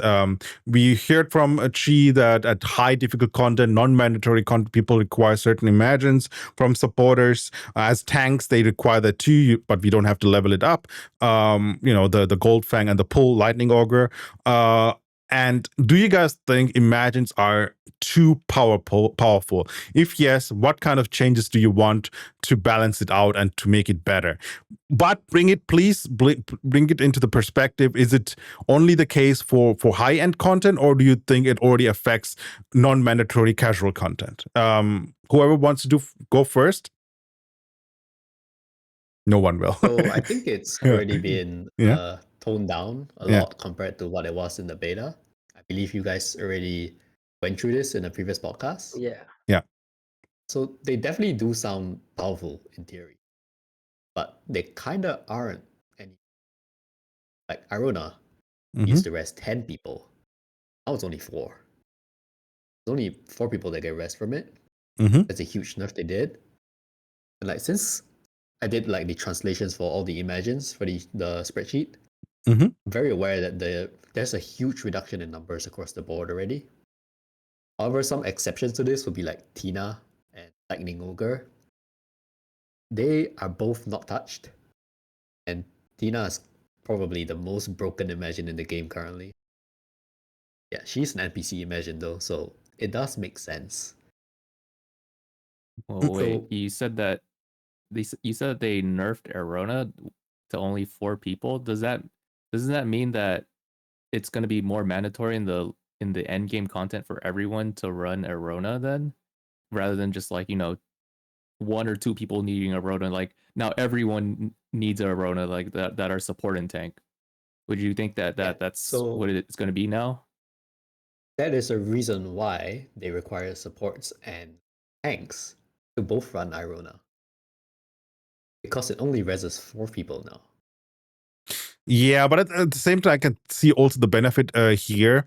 Let's say the raid only needs like realistically two tanks and 2 healers. And I know they are already working on a different buff system. So the more tanks you have and the more healers you have, the more damage benefits every DPS gets or everyone in the raid gets. But at the same time, let's assume you only technically need 2 healers and 2 tanks, and both healers could basically with the old NPC rest the entire rate, right? 10 plus 10, 20, that's the entire rate. In that case, you're not incentivized, besides the damage increase, to get to do to get more supports or to get more people into it who can do that. Obviously you can ask a DPS to do that, but hey, how many DPS would be like fuck that? So it actually is another thing I feel like encourage people to take more tanks and supports into those kind of rates. Otherwise, the scales won't match. Like you have more DPS who get pulled into those raids, and a lot of tanks and supports will be left out. That's what I feel. Maybe I'm wrong here. What do you think, Chi or Kai, from your perspective? I'm thinking my brain is Okay, melting. let his brain work. Chi, what do you think? Sorry, so can you repeat your question? There was a lot to the question. I mean, do you think the changes, the reduction from 10 revive to 5 revive, kind of helps people to incentivize people to get more supports into the raid, even though you are totally fine with 2 supports? As an example, like just as an example, do you think, oh yeah, 2? Yeah, because if 2 supports are fine, but they can only raid as 8 people, so in that case, it would be like, okay, let's take another support. In that case, we have more people who can be rest. I think so. I've never seen a party that only run with 2 healers. Most of the time, I've always seen 4. But Yeah, that may be because they wanted more Ironas. exactly. See, that's what I'm That could have telling. been the case, yeah. Yeah. So once again, this is like another safety mechanic on top of the damage increase they added to encourage people. Like I'm pretty sure 3 healers are enough.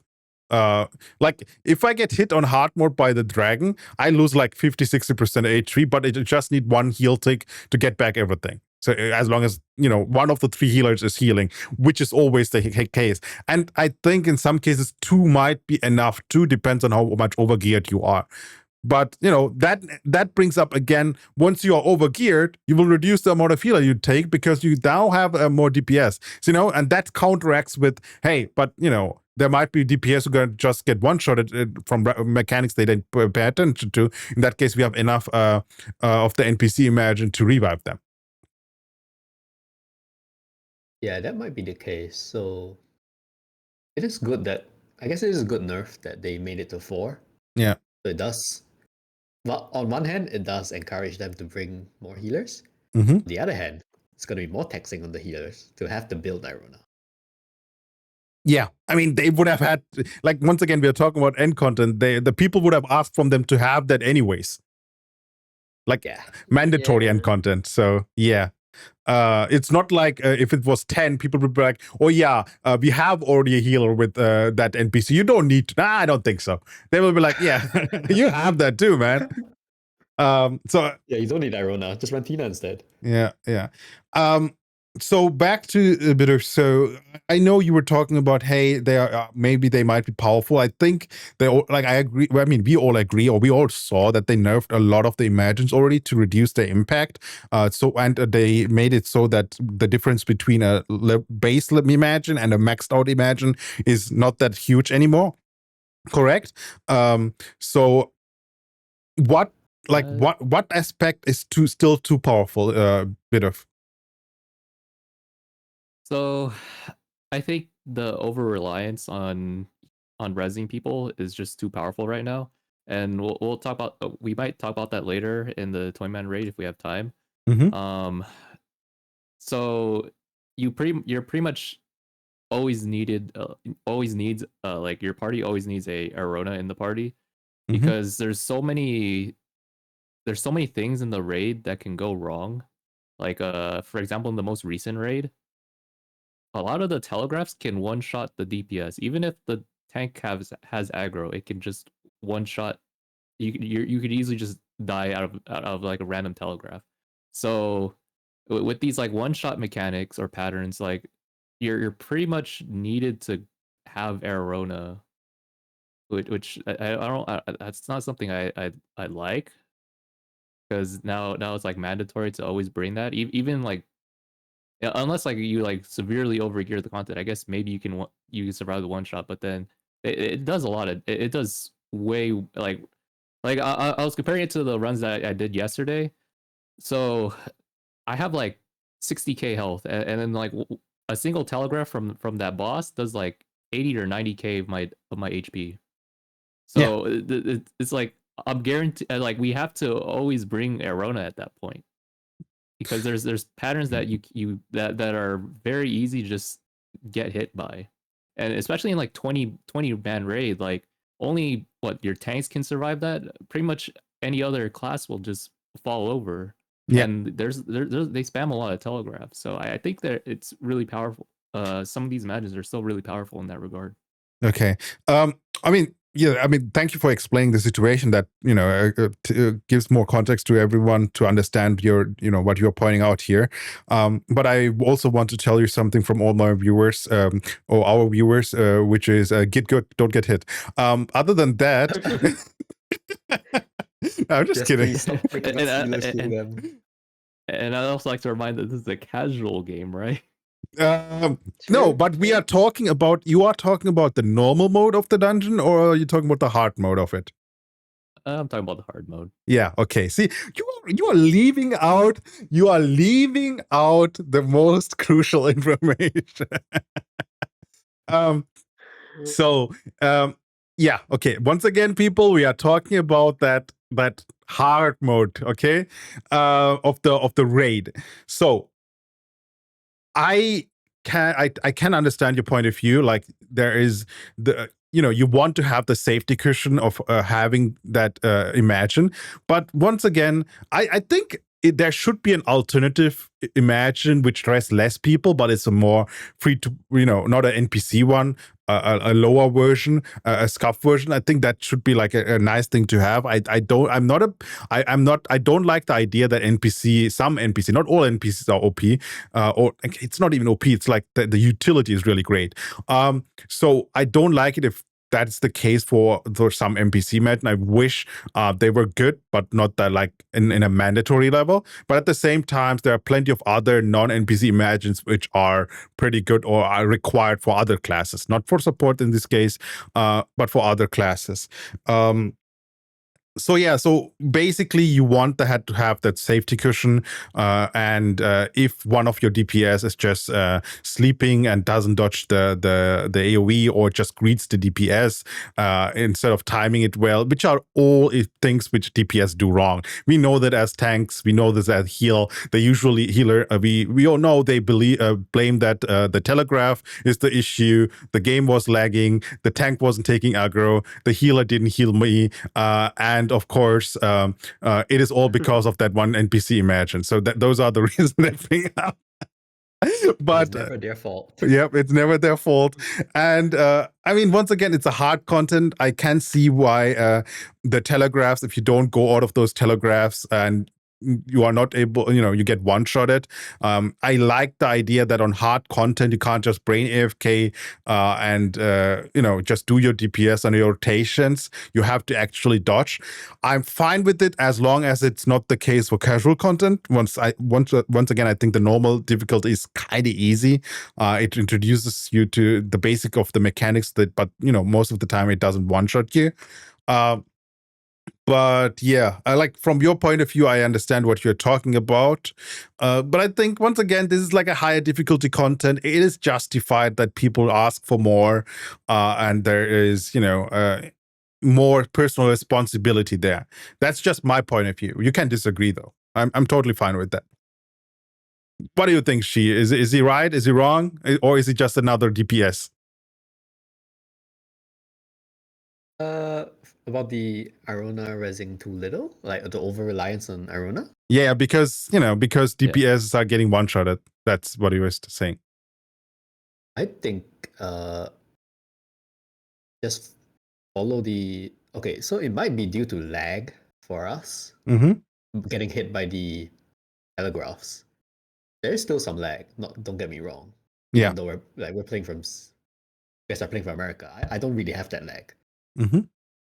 Maybe Bidoof has that lag. I'm not too sure how it works for 200 ping, 200, 300 ping. too sure like how you guys dodge the mechanics. I'm honest here. I'm playing with like 200-ish ping. I have no issues with telegraph. I can just step like almost a pixel away from it and it doesn't hit me. Like I have no issues with that. Like it's And yeah, I mean, like, I'm not saying that I have issues. Like, I'm just saying that I think I guess I'm thinking like with the scenario in mind, we have like you have to rely on everyone to actually respect the patterns, except for the tanks. Tanks can just do whatever; they're fine. But then like tanks, supports supports and DPS, they have to actually respect all these patterns, and I think that's kind of too much to expect out of like I don't know, like 16 or 17 people in the raid, or like that are DPS and healers. Oh, I think it's fine. Because like one person is guaranteed to mess up, or like is very likely to mess up, and then at that point it's like, oh, you have to use Arona, or I guess you're just not going to pass the DPS check later on. Oh, I think I get what I think I get what you mean. We are way under gear score for that hard rate, if I'm not wrong. What do you mean? I'm like 20k and I get You- one-shotted. Yeah, but you are not It's under gear score. 22. Our teammates were under gear score. I know what you're talking about. That is why we couldn't really. So what happened was, in that raid, there was a mechanic where there was a DPS check. You have to kill something. There's a time limit. If someone dies, then you obviously, if a DPS dies, obviously your DPS is going to go down. So it is, yes, while someone may screw up and like it just invalidates the whole run, you have to irona them. I think it's fine. It's just a challenging content. You have to learn the mechanics slowly. That's progging, I guess. Yeah, I mean, you are pointing out something different than Bidoof mentioned. He's talking about him even being overgeared, getting one-shotted, but I don't see the issue there. And same for like, the requirements and all things. Once again, we have to bring into the perspective that this is a non-mandatory, higher difficulty content. We just want to clear this, right? Because we are not the casuals. We want to have this, and we want to have min-max stuff. We want to have another chance of set gear on top of what we already have. So that is us. And I think gatekeeping, once again, this is some kind of gatekeeping when you are like, oh, we need this DPS, we need this gear score, we need this imagine. Gatekeeping at lower difficulty content, mandatory content meant for casual is really bad. But you can't expect that to be the case for higher difficulty, optional, time-consuming content, which requires from you to be really good and really prepared for it. You can't ask people to not gatekeep there because, it is a niche content meant for people who dedicate a lot of time into it. Then you want also people, like, it's totally fine if a lot of people who put in a lot of effort in min-maxing and all this stuff to prepare for a raid expect the same from everyone else who joins their raid. And that shouldn't be only material or gear-wise, but it could be also skill-wise. So if you are not experienced with your class, if you are the one who is dragging down the entire raid on a non-mandatory difficult content, you shouldn't expect from everyone else to carry you. I think that is this gatekeeping getting generalized all over the place and calling it bad in every level is such a wrong thing in my opinion. It shouldn't exist in casual content.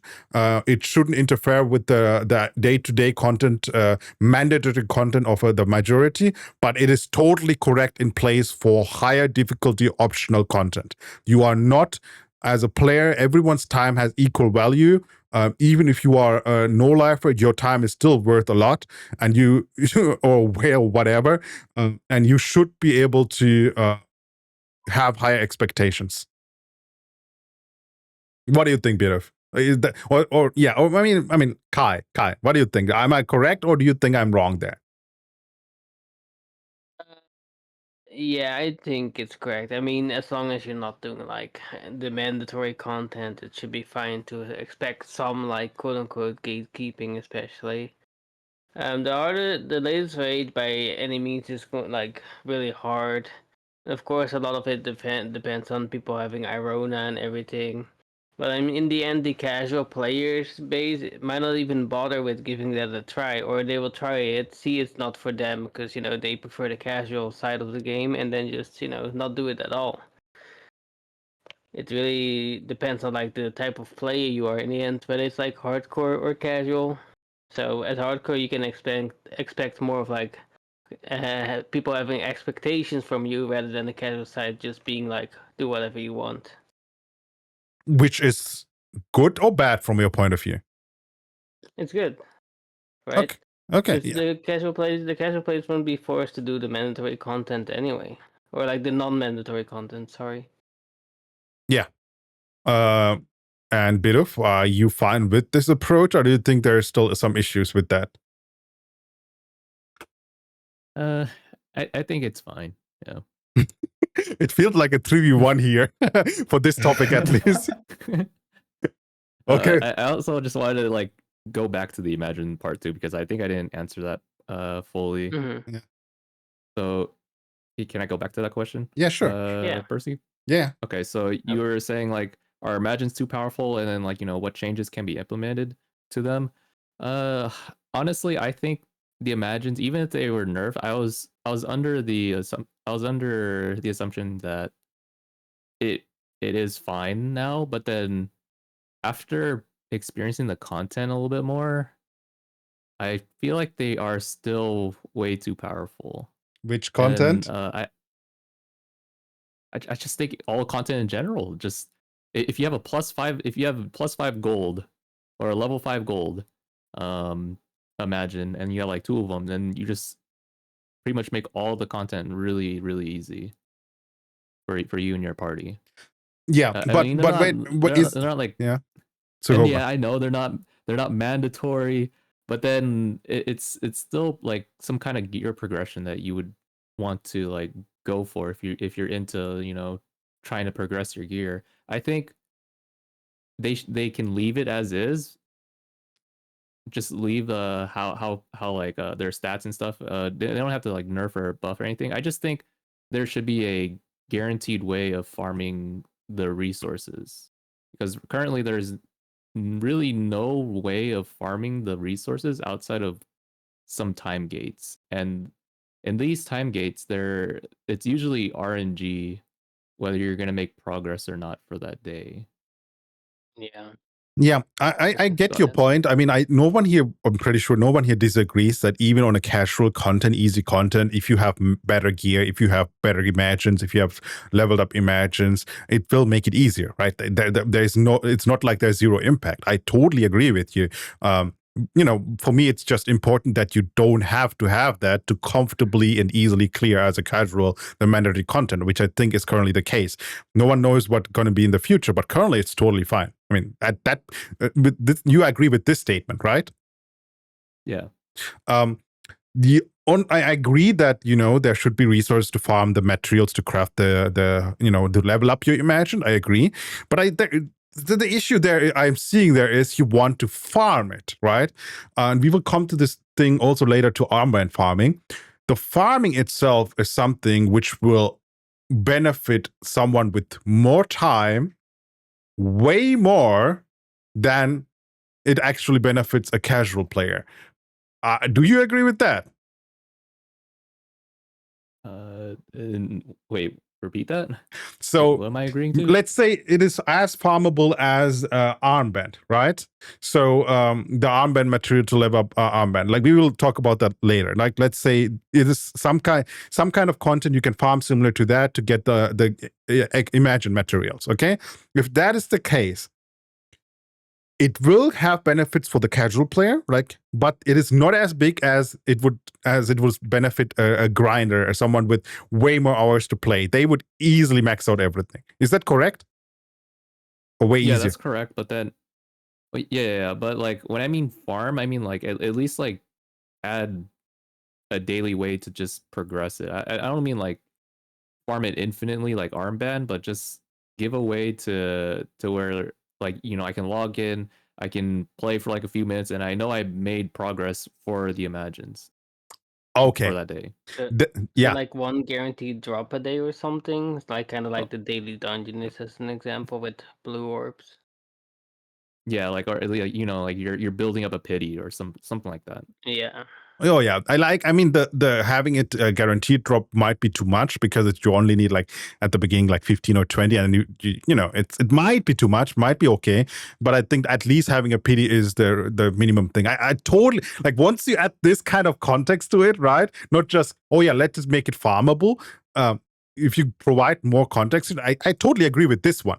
Like I think there should be a daily thing which has at least a high chance and which is pitiable to give you the material required to upgrade or craft legendary echoes. Imagines. I agree with that. Chi, do you agree with that too?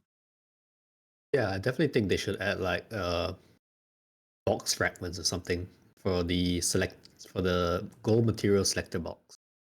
Definitely should add something that we can basically guarantee ourselves a gold a gold material every few days. Yeah. I think everyone agrees. Also, maybe they could add like exchanging purple Imagine materials into gold Imagine materials. Because what are we gonna do with the purple Imagine materials once we're done with them? Because eventually we want to transition into 2 gold Imagine. Yep. Yeah, I just been stacking so many fragments and Imagine materials that I just don't need. Yeah. Yep. Even if the ratio is sky high, like let's say just a ridiculous number, 100 purple into 1 shard, it's still better than nothing. Like it's yeah, the moment it is at the moment, I feel like I'm never gonna get a +5 gold Imagine. Especially if I have to rely on RNG constantly. Like I exhausted all my limited drops. There's no way I'm getting lucky. I haven't gotten a single Imagine drop, so I'm yeah. just fed to the fishes, I guess, at this point. And if you give some way to guarantee it, at least people will have like a long-term goal for those gold Imagines rather than gambling the entire time, essentially. Yeah. But to be honest, at this currently as a tank with my Goldfang and Lightning Auger, I have it on base level, and I don't have the urge to level it up. Like it's not even one of my top 10 goals currently. No, same here. But I mean, it doesn't deny the fact that that the issue still exists potentially for global. Of course, Yeah, we have yeah. the compensations here to keep in mind as well. Yep. Yeah, I agree. Okay. I think that perfectly rounds up everything related to Imagines. I mean, we have these perfect transitions, man. Maybe it's just me who is bringing this up, but hey, we are next on armbands. Patting my own shoulders. But armband farming, is it a good thing or a bad thing? Like, you can target specific mobs and grind away, leave your PC open, on, and then just grind all day, all night long to get the drops which increase your armband. Once again, armband is seasonal. After every season, it resets according to my latest information I have. So, but it gives you power. You get it every, like the material you need to increase the armband level, you get it every weekly reset, or you can just grind it by farming mobs. I think there's no pay to win method to get that material, correct? Yeah, correct. Yes, That's correct. no Okay. pay to win method. Perfect. So is that a good thing that those are farmable, or is it a bad thing? Okay, I have something to say about this because it's actually quite funny. They said in one of their live streams before that this open world AFK overnight farming, they wanted to stop this because back then in CBT, we were just doing this for season points. Yeah. Yeah. Get like really little season points if we didn't do this. They did give us more season points this time. But then they also added these void shards. So in the end, nothing was fixed. Yeah. They took a step forward and a step back. Yeah. But then the good news is that you don't have to farm that in the starter area. So you don't have like new players going through the first area and they're like, wow, everyone's just sitting there. Where are my goats? That is true. I think I think RuneScape does that too. Like there used to be people that just AFK at the very starter zones, and then they have it to where you don't get any EXP for AFKing at the starter zones anymore because they don't want new players to like see all these people just sitting there attacking all the starter mobs. So I think Star Resistance also kind of did something in that regard. But yeah, like the overall problem, we just went backwards. But they did solve one small issue, I guess. Yeah, they didn't solve the issue. They moved it to a different topic. Yeah, they moved it to a Yeah. different area basically. Yeah, exactly. Area. Do I like this? Like, I am someone who doesn't like to do that AFK farming. I just hate it. I think if you like it, whatever, do it. I don't feel like it is such a huge impact. I know there are people who have like way higher armament level because of the grinding. I basically didn't do that. I just did the quest. While doing the quest, you still get materials, right? Because main quests and side quests which get unlocked every day, you still have to kill a bunch of mobs, and some of those mobs drop that material. So I think them while I'm doing quests and them dropping it is a good thing. Then I can gradually progress armband while doing other stuff. I like that idea. Or do you guys see, like, if we isolate this and disregard the AFK farming, this is a good thing, right? Yeah, it should drop in quests or Yeah. dungeons, I would say. Yeah, exactly. Okay, so actually that's a good thing you bring up. So if we move that farming from random mobs into dungeons, then then it's fine suddenly. Like, I mean, you can't AFK do that in dungeons, so that eliminates the AFK thing. And even if you just farm low tier dungeon, it's still better than AFK farming in the wall. Is that correct? Like, do you agree, guys? I mean, I think they can coexist. I just kind of wish there was like a hard limit on it rather than you can just leave your PC on overnight every night, Maybe adding a limit, a daily maybe or weekly. Just Yeah, like a weekly there's limit is what 50 I'm thinking. world boss limits per day. The world boss do drop gear, but there's like you can only get it 50 times. Yeah. Maybe adding something like this to the void shards could be a small fix. Yeah. I think so. Yeah. Okay, I mean, that was pretty simple. We didn't only point out what is wrong, we also provided some solutions. Hey, if anyone from A Plus or Bokura is listening, guys, I know we are not professionals, but you can, take it into consideration, and maybe this might be the fix. Who knows?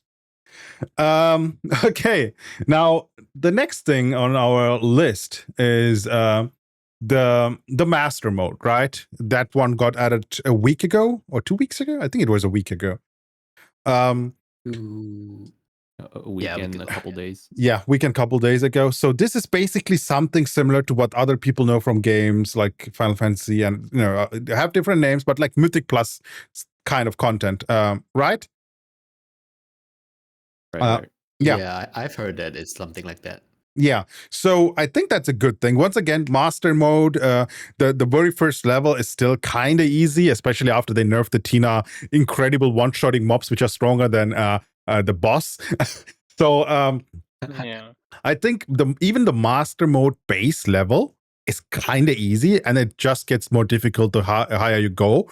But once again, this is something you don't have to as a casual player. So I bring it up again and again. I know some people are getting tired of me pointing out what is for casual and what is for hardcore, but I think it's a necessary thing I have to do at this point, because otherwise people might misunderstand and they take something for mandatory even though it isn't. So as people, as players who like to do more difficult content, do you guys like the execution of master mode in general? Kai? Yeah, I think it's a fine way to go about it. I mean, as you go up, you can really feel the difficulty changing as well. Especially from like 4 to 5, there's like a massive gap of required damage, I would say, with how much harder 5 is compared to 4.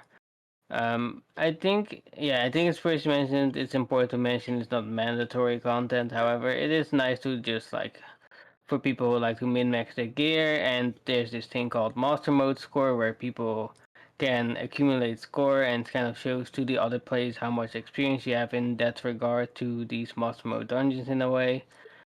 Yeah, I think it's a good thing overall. However, I wish that if it as it evolved, it kind of showed more like things added to dungeon, like it's evolving in a way, like more mechanics or certain mobs change, things like that. Before we move on to Yeah, listen like- to before we move on to listen to this, just quickly chiming in, we don't know if that's the case for higher difficulty, right? Like, what is the highest master mode number you got? Yeah. So Yeah, it's 5. It goes up to 20, but yeah, I'm just saying about early on. I'd also like to see some changes, but that's about it. Okay. So it might be still the case later on, but you guys want to have that early. Okay, sorry, Bidoof, that I interrupted you. Go on. No. Like that was basically what I was gonna say. Like, I think that they should have added more mechanics sooner rather than like it seems like they're 1 to 5 is gonna be the same, and then like maybe that there's speculation, but like 6 to 10s might have like a few more mechanics to it. But I mean, like 6 is gonna have this few mechanics, but then like 7 to 10 will be kind of the same. I feel like that's what they're gonna do, but I mean that's just an assumption. But then let's speak about the present here, which is Master Mode 1 to 5. I think that there should have been like something thrown in 3 or maybe 4, because right now it just kind of feels, I don't know, like too samey. Yeah. I don't know if that's the correct word, but I think there's like really no, like not much changes in 2 to 4 to really include 2 to 4. Like we could just have 1 and then just go straight to 5 right after. Because right now the situation is that everyone is just running just Master 1 and only touch like the higher difficulties if they want to, just one time if they want to get points. But then normally you just want to touch like 5 because that's kind of your goal, is to just run 5. Okay. Right. Okay. I mean, before we discuss that or move on to Chi, like just pointing, like I feel like the issue would be fixed. Like you want people, like it feels just awkward that people do the higher difficulty ones and then go back to 1, right? That's an underlining issue here, right? Yeah. Because there's no benefit of doing higher difficulty 1 other than unlocking the next higher difficulty. So if they add like a small increase in percentage to higher likely to drop gear, would that fix the issue? Yeah. Actually, tying back to the last topic, which was armband farming, if they add more void materials to upgrade your armband in the later tiers, then I think that would be a good change. Or let's say, that would be a really good solution, but even just increasing the chance for dropping gear or other materials would be fine enough. But that needs to, like, there's currently no difference there. But if there is a difference, then once again, the incentive would be there. Yeah. I agree with that. Just add an incentive, but I think armband farming needs it the most. Yeah. Okay, Chi. Let them drop some pets, some rare drops is what I would like. Okay. Like 1 in 5,000. That's again. Yeah. This grinder, man. 1 in 5,000, of course. Now, in 2 years later, the 1 casual gonna see that. I mean, okay, Chi. So, what do you think? What is your opinion regarding this entire master mode situation? So, I agree with the drop rates being increased. So currently, there's a system where it's every 5 runs you're guaranteed a gold class, like a gold item of your class. Yeah. So why not just make? So there's 5, correct? Like every 5, there's 5 difficulties. Yeah. And you have every 5 you're guaranteed 1. Mm-hmm. Why not just make Master 1 give you 1 point? The 2 gives you 2 points. The 3 gives you 3 points. The 4 gives you 4. Master 5 gives you 5. Basically, every Master 5 run would be a guaranteed drop for you. But that would make it too, like you do like 8 runs or whatever, how many slots you have, and then you have full gear, and then whatever. Then there's no... I mean, Master 5 is very hard. Okay, true. And then you might get a duplicate, right? Like you might get the same gear again. Yeah. Exactly. Actually, I like this idea. I mean, there are so many. I don't get perfect substats, so. Yeah. I feel like at 5 though, at Master 5, you should already have almost best in slot gear at that point. I don't know. I'm not Yeah, sure if currently that Master would 5 really. is currently Master 5 does require you to have almost best in slot gear. It is actually really, really hard to clear Master 5. Yeah. Maybe they I could feel tone like it there down should. a little bit. Nah. I mean, just we let me shouldn't waste go. more potions. That's We fine. shouldn't go too deep into the numbers, right? Like it was just a recommendation that 5 gives 5 points. It could be also 4 gives Yeah. 5 points, right? So it doesn't matter. It's just giving some ideas, input to how to fix the situation. I mean, that's once again, I really like the idea. Like people usually just point out the flaws, but didn't provide any possible solutions for it. So I really like this approach we have currently. Yeah, but before I forget it, guys, I know it has nothing to do with this, like not really to do with this topic, but kinda. So I did recently the master mode dungeon, I don't know which difficulty it was, of the light devouring cave, the new version of it, like with the new Asta. It kind of reminds me of Asta. Shadow Fortress. Yeah, Shadow Fortress. Denver. Guys, that person, the transformation, don't you think it's like Asta from Black Clover? Okay, I'm the only one who is. I'm the only one who sees that. Okay. Can't help you there. Yeah. Okay, guys, not weeb enough. Here we go again. But when we were doing that, there's this scythe guy who spawns. If you kill him and pick up the scythe, you get a guaranteed gold. During that dungeon, there wasn't. Yeah, the Pepsi Man. During that dungeon, there was another one which looked like a gold, like an orb, which was also quick, like a side mission. I don't know what the purpose was. Yeah, I know what you're talking about. Yeah, what is the purpose of that one? Those events are meant to just give you extra points, so you don't need to kill mobs. Oh, I like that. I was like, what the fuck is that? Okay, that explains why we cleared it like right after killing it. We didn't even have to drop down or something. Yeah, so Master Mode introduced these events to the mobbing phase, which you can activate to give you more points, so you can like plan out what you want to do because there's like you don't need to do everything in the mob phase. Yeah. You don't need to kill everything. You can choose what you want to do. You can go different routes. I think it's a good addition to Master Mode. Yeah, definitely. Okay, sorry for the small change of topic, but I think we basically summed up our opinions towards Master Mode, brought in some useful suggestions to further improve it or improve other stuff like Armband. Then what we have left is the 20-man raid. What do you guys think about it? Like, I know, once again, the normal mode, I think it's difficulty-wise totally fine. Hard mode is difficult. So it, once again, not mandatory. I'm totally fine that it requires more effort, more min-maxing, more coordination even. Though my main question is the normal mode fine as it is, or does it have to be way more easy or way simpler for the average audience, especially if we consider that there are 20 people who need to enter it? I think normal mode is fine. It's completely fine currently. You can enter with 12 or 10 people actually. Yes, true. My bad. 20. Yeah, it's 10 to 20 people, right?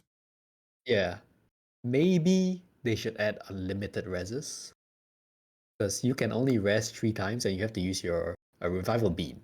Yeah. Because it's like a learning raid if you think about it. Mechanics are basic mechanics. It does explain to you how to do the mechanics. So maybe like something like an infinite res. You can like just keep resing each other. I think that's fine. You could add that in so we can learn easier in normal mode. Then when it comes to hard mode I think is completely fine as it is. I mean, that sounds like from like, if I wouldn't have played it, I think that sounds like a really nice balancing so far. Do you agree with that, Kai? Yeah, I think so. I mean, honestly, I think the 20 play mode is fine, normal mode, but yeah, I think just unlimited rests would make it better for, especially like casuals who are trying to just run through it or even learn it, you know. Yeah. Generally, the normal mode is also missing like some mechanics compared to the hard mode as well, so it's already made a bit easier. They can just take it the extra step and let them revive. Yeah. And Bidoof?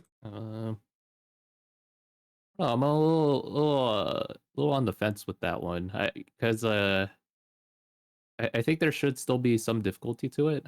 I think if you add unlimited reses this early, I think players just won't really see the significance of like I should be dodging this pattern. Not, but like if you add unlimited res, they'll be like, oh, okay, well, I Okay, just keep greeting I'll- DPS. I don't really care too much. I think what they should do is what they done in in hard mode dungeons a few weeks back, where there weren't any unlimited reses, but they retroactively added them in the older hard mode dungeons. So now the old hard mode dungeons, now they have unlimited reses. I think if they added that into the normal mode raids, I think that's fine. Yeah. I was Actually, thinking like, go on. sorry. Go on, Kai. I was thinking like maybe instead of in infinite rests, then let them just revive 3 or 5 times, but not consume any beans. That's my trade Yeah. offer. Actually, yeah, fine. Yeah, you get rid of the This- beans for that part. Yeah, that's true. Yeah. I think that would be the perfect solution, but good that Bidoof brought that up. If it's infinite rest from the beginning, people will be like, whatever. Why should I pay attention to mechanics, right? So it beats the purpose of it being a teaching raid for those people who care and want to try out the harder and once again non-mandatory but more challenging ones. So it would defeat the purpose of it. But at the same time, once people moved on to higher difficulty content, higher raids, it is totally fine if they did do that, what just Bidoof explained, going back to older raids. So, make it like infinite rests so that people can just move on to the proper raids or the more up-to-date raids. I think that's totally fine. Okay. Yep. But overall, I think we are, from what you guys explained, pretty happy with the 20-man raid. I saw a lot of content creators watching us. We tried to make a raid. I think Nico did that too with Brax, and everyone here joined and played together and tried to clear that mode as a community. And we had a lot of fun, and people saw that. Content creators who never played and were like, "Pog, that looks good," and they made a video about it. So basically, it was well received from my point of view. Maybe I'm missing something, but I really like this overall idea of it, and I don't think it's too overtuned or too undertuned. There might be some small changes they could make to make it even better, as we just suggested. But yeah, it is totally fine as it is. Like, there's no severe issues with that. Okay. Right. And it is fun. Yeah. Do you agree, guys? Yes, 100%. Yeah, Yeah, it's very definitely fun. better than the old raids that we had. Yep. The glorified Chaos Dungeons. Yep. The Those are just Yeah. chaos dungeons. Yep, basically just dummy testing. Okay, so then we have only 2 more things in the agenda. It was a long boys. So we have the roguelike event. So for those, I'm gonna give you a very basic TLDR. It's a special mode. I hope they will make it permanent, because it was a really fun side activity to do. You queue up with random peoples or with a group you like, and you go into a lobby area. You can based on the points you have, you can pick buffs, like roguelike buffs for your class, which might benefit you or the party. And then you go into a stage, you kill a bunch of mobs, they get gradually stronger, more difficult. They provide points. The more you kill, the faster you kill, the more points you get. And then you get sent back before the next stage into the lobby and have new buffs you can pick. It's RNG, and so on. So that is the loop. It's pretty simple. Once again, roguelike. Once you die or once you can't kill enough mobs within a given time, you are done with the run. The further you get, the better. And you can use those at the end. You get a reward based on how far you got, and you can exchange that currency for useful materials. Was that TLDR fine, guys? Or did I miss anything important? So you still continue the run even if you die. You just waste a little bit of time. Yeah, sorry. But Yeah, correct. That but like besides that, like everything I think sounds correct. Yeah. okay. So let's I will start once again and say I really love that mode. And the biggest issue I had with that is something called language. I had to go to go to each of those boons or buffs which could alter my character. I had to stand there, screenshot, translate, or use the translation program, but it took you like 5 seconds. And I can totally see why these Chinese players were like in that circle, like, we are ready to move on. We're just waiting for you. And see that one player who goes step by step into each circle, waits for like a couple seconds, and then moves to the next circle, waits for a couple Yeah, that was the only issue, but it's a self-inflicted one. I think it will be totally fine once I understand the language. But overall, I would say please make it a permanent mode. Chi, what do you think? I think they are planning to make this a Yeah, permanent they already mode. confirmed it. In season 2, it should be coming out. Yeah. Perfect. What can be changed is, can we get out of the arena, please? Oh my god. Oh, Yeah, can we also it is have like so arena stale. music too? Yeah. If we're still in the arena, can we have arena music? Oh yeah, that was something I want to point out for the Toyman raid too. Yeah. Oh yeah. There's no music in there, guys. Yeah. That's my I only critique. noticed But then that. besides that, it was That's still so really sad. True. They didn't hire enough, or like they weren't there yet. It's we are working on it basically. But this is the we are working on it, which I think shouldn't be even a we are working on it. It should be already there when the content releases. I feel like it's maybe it's bugged or something. Yeah, because yeah. in the mecha dungeon, we know there's music there, but sometimes there was just no music. It could just be a bug that stopped the music from playing. I think it's very common in this game.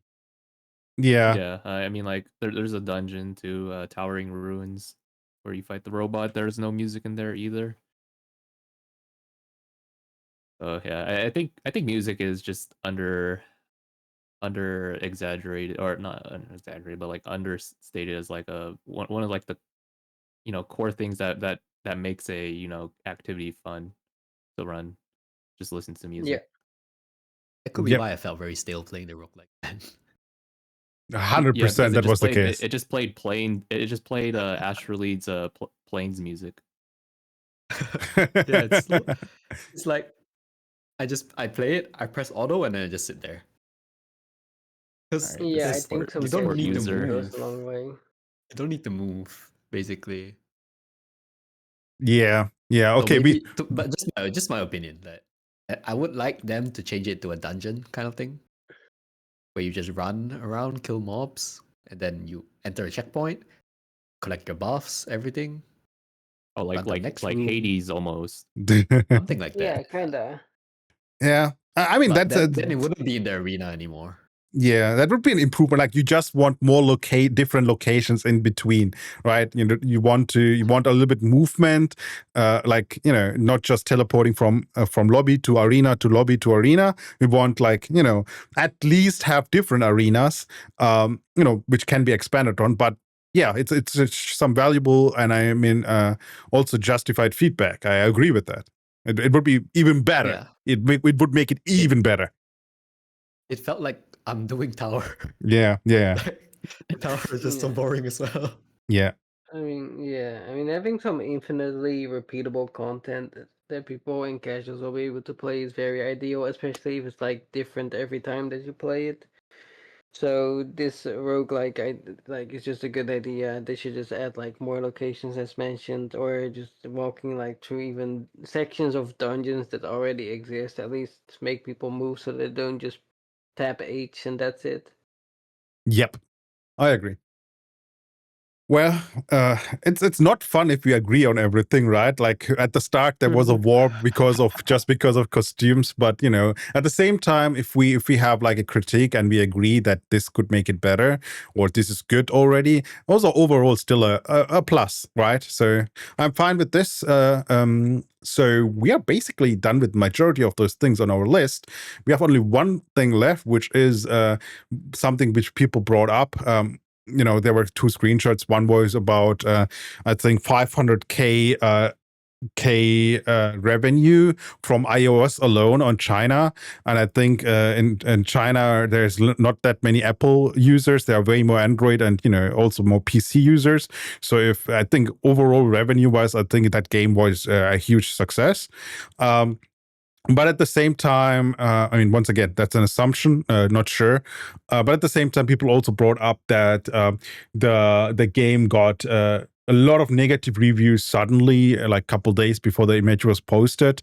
And I was like, seeing the 1+1, I was like, oh, I know from Steam, if you go and any review or like any game which a lot of Chinese player play, they are really harsh. Like if they don't, once again, I mentioned it earlier, they group up together and if they don't like something, they demand it to be changed, bump the review, and they have the numbers for that until it gets fixed, which is, you can see it as a good thing. We can see it like a too harsh thing. It depends on your preference.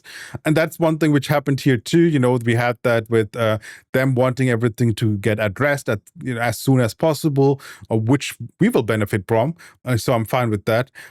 So that's why the rating dropped, I would assume. What do you guys think about this entire discussion about the ratings and the revenue and so on? Let's start with, Bidoof. So I think it's very misleading to have just the iOS revenue, because there's way more brands for phones in China than there is here. Like you mentioned, like there's more people that have Android, but then there's like other brands that we don't know in China that a lot of the Chinese use, like Huawei, I believe. I probably but Huawei also has Android, man. Yeah. There's only two major for like operation system. So you have the iOS Apple Store, and then you have the Android. So I think you're confusing something here. Even though Huawei, Xiaomi, confusing. It's Xiaomi and so on. They all use Android. So Android is so much bigger. And if only iOS already got like 500, was it 500K? I don't know. It was a high number. I can't even imagine how much they made revenue wise and downloads and so on. Obviously, everyone is surprised if a game drops and has high peak numbers and then it goes down after a couple weeks. It's already bad. I mean, obviously, how the trajectory of how fast it declines matters, but that it declines is not a surprise at all, because there are a lot of people hop from game to game and from hype to hype. But to interpret too much into the numbers going down is, I think, it's misjudging the situation, or being not completely forgetting that is pretty usual for any kind of game. But yeah, sorry, back to you, Bidoof. It's not the phone brand. Right. My bad. But I would still say it's misleading to only use iOS for revenue. Like you said, there's Android and then PC, and then also the ratings, they're slowly going up. It's just gonna take some time, guys. Like I think all the spectators that are looking at the reviews and they're like, oh shoot, this game's not gonna, the game is really bad. I think they're misjudging the game. It's just gonna take time, guys. It's not something that's gonna be immediate. We're not gonna go from what the scores are now to like back to very positive in overnight. It takes time. Is this review after what happened on stream? Yes. It is? Yeah. I mean, that's the context, right? So basically, I think that was also that was the picture not after the meme stream. That was the picture after where the host didn't mute the mic. I think that was that one. So once again, the context matters. So I think like the unity you have in China is just, it moves mountains. If they feel like, oh yeah, I didn't like it, they will start to, once again, they will insult your ancestors and they will review bomb the shit out of it. And I mean, I don't think it's a bad thing, right? I really envy them for being a unity there. I wish we would be able to do the same in the West. That way, if you think something is too pay to win, too predatory, we will be like, okay, no one pays anything. We will all review bomb it, make it clear though that they change it. Dude, if we could do it like that, we would have so much better games here, or so many better games. But mostly it's just keyboard warriors, right? Who say like, I will never buy this shit, and then pre-orders the next one. I hate this pay to win. And then 2 days after, okay, empties the half of the cash shop. That is what we have here. We have way too many people who just write stuff, but just because they want to belong into this Reddit thread or belong to the community, but they are the culprits. They are buying stuff. They are they are not putting the developers, the publishers don't care about words. They care about the numbers, the actions. But that is not the case here. Sorry, it was a long yap again. Kai, back to what we were talking about. Sorry, it was Chi who was asking about the if it was about the interview. What do you think? It's just the ratings are because of the actions by the devs. It's not because of the game. Mm-hmm. The ratings have nothing to do with the gameplay. Yeah. I mean, the game is really fun for sure. Do you agree, Kai? Oh yeah, I agree. I think so. Oh. I mean, once again, it sounds like we are all glazing, right? We brought up, like, if you watch our last few podcasts and even this podcast, we brought up legitimate concerns and even provided something to improve the game. But at the same time, that doesn't mean every time we say something good about this game is just because we are ignoring all the issues. No, we actually proved through our last few podcasts we are able to point out the flaws. I mean, like, even in this podcast, we pretty much we weren't like 100% glazed in the game. We pointed out issues. Yeah, I think it's crazy if the viewers that are watching right now think that we're only glazed in the game. I mean, I don't know. Did you skip all the way to this section then? Yeah, I mean, it's. I just want to point out because, as I mentioned earlier, you only need to make one thing wrong, even if you did 99 things correct.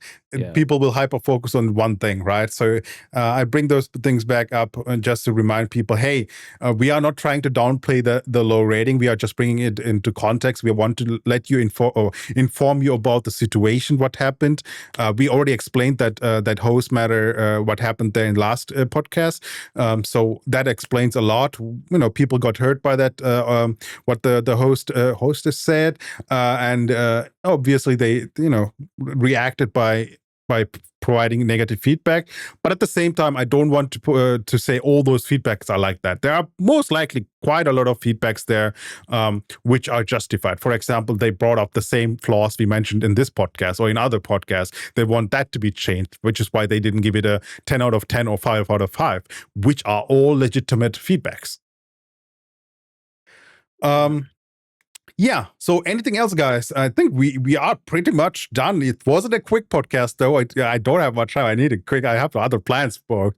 But I really like this, the flow of this thing. I really like the conversations. Do you guys have anything else you want to add? Buff Moonblade. Buffy Idol Slash. Yep. Yep. Let's buff Wolpo while we're at it then. Yep. Buff here. Energy Shield Knight. Thank you very much. Rework the luck stat, please. Yeah. Rework that stat. It's the luck. Wasn't there a Imagine which once you have it max level, it triggers all luck related imagines you have. Do you have $5,000? I mean, it's a maybe. And I think maybe they should implement those resource changes. Maybe, yeah. But Let's that see what- imagine is not as good as we think. Okay. It's been already proven that it's really not good. Okay, see, so why should I even waste 5,000? Okay, so basically the luck stat needs to be reworked. I think as a beginner, if you go into the game, if you don't read guides, you might get confused about what is the difference between crit and luck, right? Like, what are those numbers? Didn't you guys feel like that when you played the game for the first time? I Like- didn't even know what luck did. Yeah. I saw luck and I was like, oh, okay. This shit's useless. All right, let's move on. Yeah, but same. usually you would assume based from other games, luck has something to do either with crit, like it would increase crit, or it increases the rarity of stuff you get dropped. Like those are the usual interpretations or actual, stuff which luck provides in other games. But this is completely different in this one, right? Yeah. Percy, This you're one is talking just, to it's just a what? you're talking to people who actually read the stats. I'm sorry. I read it. I was like, okay, it's lucky damage. Okay, well, I don't think I really need it for this class. I'm playing. It's just a put into rough words. It's just a shittier crit. Yeah. But Why Yeah. does this exist? yeah, but I think they added it. Like it is basically crit, but it is a different kind of crit which doesn't increase per se your damage, but allows you to trigger other effects. That's the TLDR of that stat, correct? Yeah. Yeah. I can see a world where this can still be there because there are other funny interactions with it, but it just feels like out of place based on the intuitive gamer experience you get from other games experience. Like if you get into this, you feel like this is an awkward stat. You need to get like more information about it, and then you might like it. Yeah. We can see the effects of it being bad just by looking at some of the classes. Say this class scales off luck and haste. Ask any player that plays that class, what do you run? Crit haste. Where's the luck? Yep. Maybe okay, so the issue is it has not enough impact. So if they make the impact good enough, then it justifies its place in the stats spreadsheet. Correct? Yes. Okay. Correct. Okay. Then that rounds up everything. Well, it's time for the outro, I guess. Except you guys have anything else we want to share, and we can yap about another half an hour. No, not at this time. Okay, so but even if we miss something, there's not enough to talk for the next podcast, I guess. Well, then that's wrap on our 4th Resonance Cast episode. Thanks for hanging out with us as we explored all the latest stuff about Blue Protocol Star Resonance. And of course, a big thank you to my co-host Kai, Bidoof, and of course our special guest Chi for joining us today. Appreciate it. Thank you for taking your time. Everyone, thank you very much. And we will be back with more episodes covering, breaking news, updates, events, issues, drama in the world of Star Resonance. And if you want to join our discussions or hang out with us or, just discuss about all those topics, be sure to join our Discord or follow our socials or comment down below. You can also scan the QR code on the bottom left. I had to make it smaller because we have 4 people now. I hope this is big enough to scan it. Prage. And thank you very much again, guys. Thank you very much for tuning in. And thank you very much to my co-hosts. You guys want to say your bye-byes before I cut you off like last time? Goodbye. Goodbye. Goodbye. Thanks for having me here. Thank you too. Thank And you. until next time, stay resonant, people. See ya.